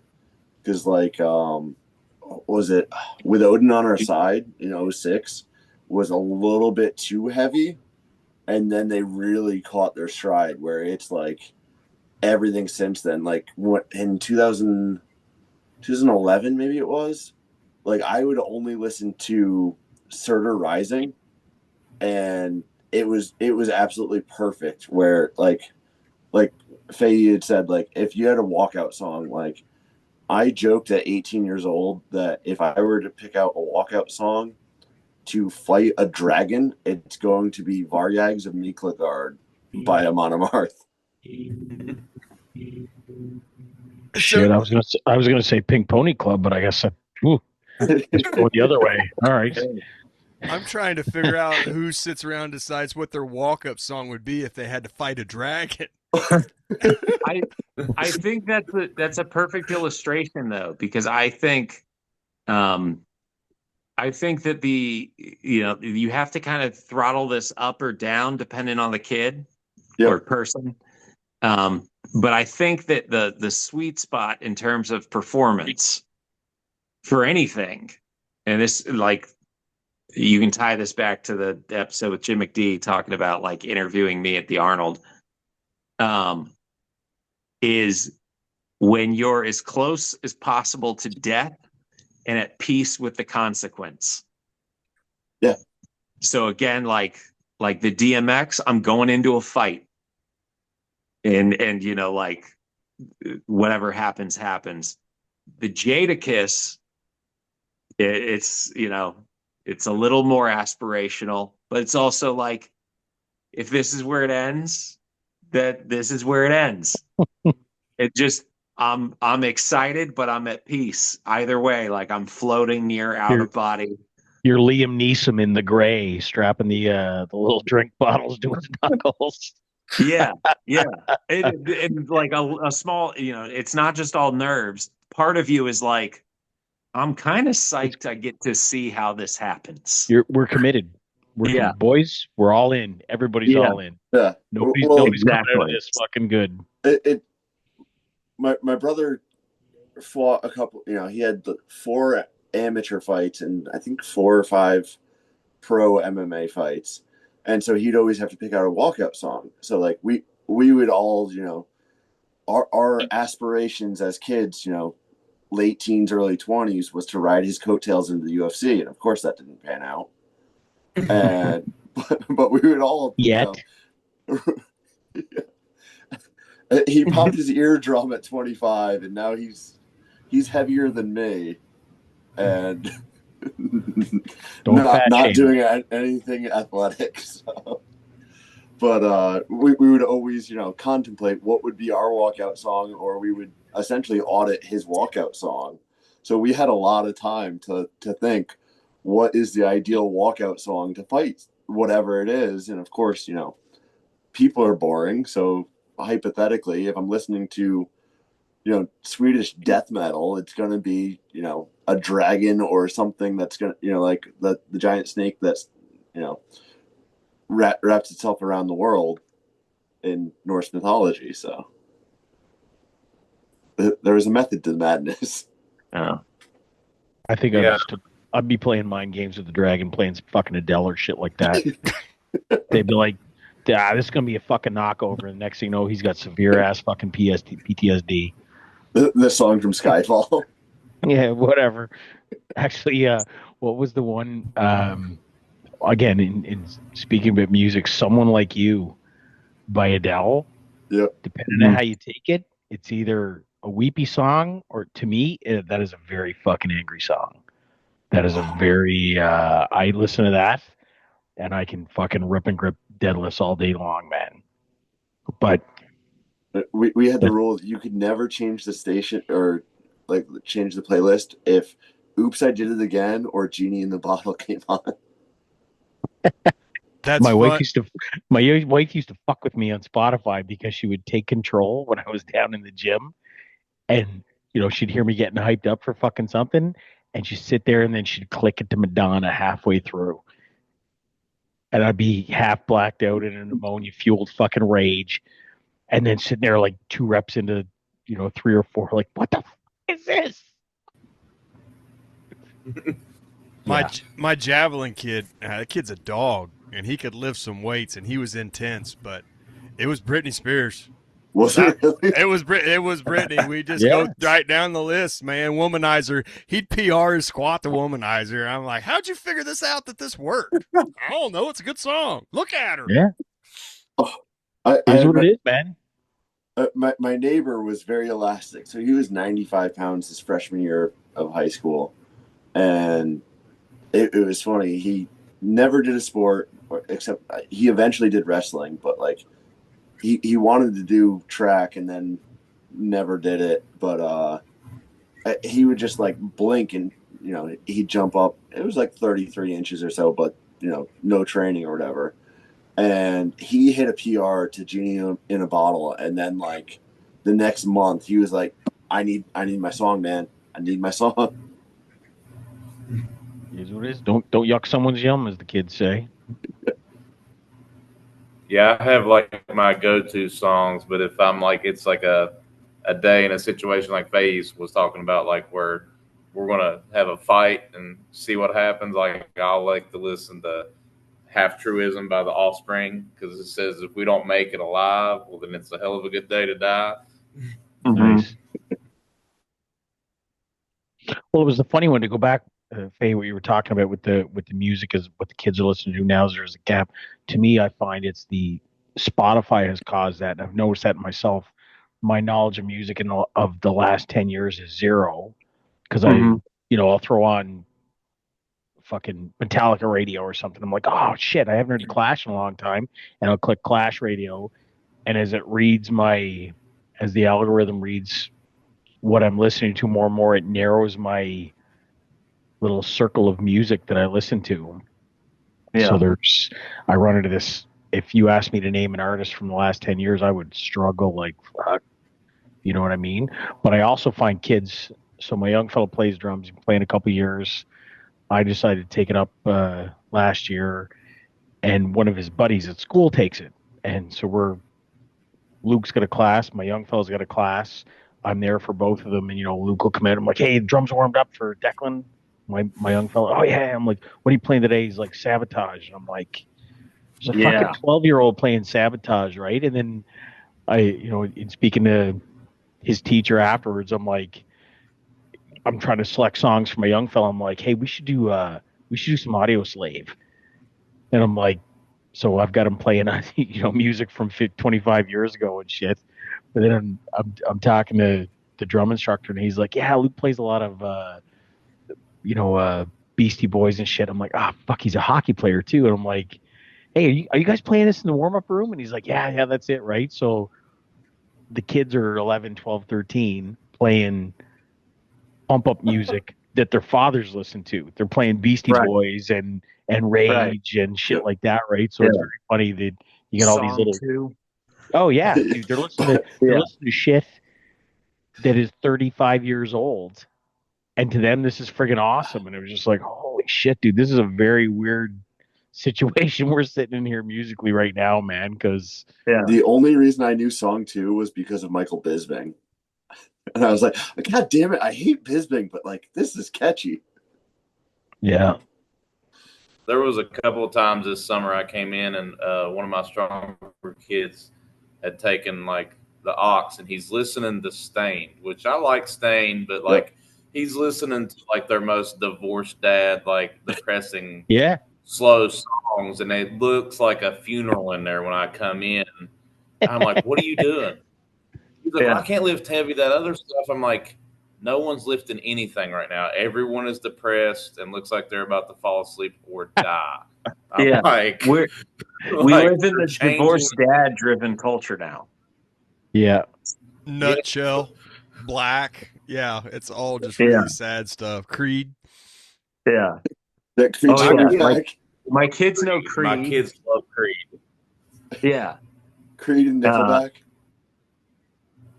In our gym, Hank Williams Jr. is more popular now than he was in his prime when he was singing Monday Night Football. Yeah, I got a freshman who was playing Hank Williams Jr. the other day. And then weirdly, what is it? They all know Vanessa Carlton. Oh, 1,000 Miles? Yeah. Well, a lot of that stuff I find is driven by social media. There's the probably call it the TikTok fucking thing or whatever. There's little things that pop up in TikTok where everybody plays a certain song, shit like that. But that's one that in 2020, but sort of before a lot of the kind of quirks of stuff now, before most of my kids were on TikTok, they all knew Vanessa Carlton. It was in the same way they all know they all know a few Britney Spears songs. And Britney Spears is a fucking old lady now. Oh yeah. Realistically, she's what, a 40-year-old mid-40s. I think we need to calm down. I think that's not that old. No. But in relative terms, hey, listen, man, I'm immature as shit. I laugh that I'm still on Facebook, and I tease my wife. I'm like, you're an old lady on the Facebook. I'm like, I'm on Facebook because that's where they announce competitions. It's the only reason I'm on it. competitions are now all announced on Facebook, right? She'd be like, Well, "Oh, and did you have check to that drive thing on down here. Facebook?" And I'm like, "I'm not a fucking old lady. Why would I be on Facebook, babe?" Well, Scants, and you have to drive down to East Windsor, Connecticut to buy a yoke and tour some random stranger's gym. That's right. Yeah, I have to. It's marketplace. Buying yokes from a dude 15 minutes from Steve's place. Hey, do you guys want to see my gym? Hell yeah. So a few months back when the boys from Massonomics went to do a tour of Steve's place, he got a hold of me, let me know they were coming down, and I drove down to Steve's to surprise the guys by being there. And I was shopping around and I found a yoke just up the road from him. So I'm telling my wife, I'm like, yeah, we're gonna go up the road, take a look at this yoke. And we walk in, dude answers the door, he's all in gym gear and sweating, and we go and look at the yoke, and within about 30 seconds, he's like, "So you guys are lifting?" It's like, you guys lifting all day. Hell, do you go to see my fucking home gym? And it's like, yes. So we're down in this dude's basement. We're walking through his house. His wife comes out. He's like, "I'm showing the guys my gym." And we're down probably within about 90 seconds in this guy's basement. And we hung out for an hour? Oh, yeah. My wife is like, "What's the deal?" And I'm like, we're in the basement. You're in a stranger's basement. Well, yeah, but he's a lifter, so it's okay. So he invited us in. Yeah. Well, and it's like the whole thing. You see, it's like two women. It's like, should we invite her? It's like, I don't know. We've only known her for 4 years. So it's like, guys, like, hey, I know we just met, but we're going to rob a bank. All right, I'm in. All right, cool, buddy. He has a 5-year plan. Wait, who's driving? All right, boys. I got to roll. All right. It's good talking to you, Michael. Yeah, thanks for having me. Yeah, thanks for coming on again. All right. All right. See ya. Later, buddy. On that note, we can we'll hit the record button. We'll call it there. This is probably a record.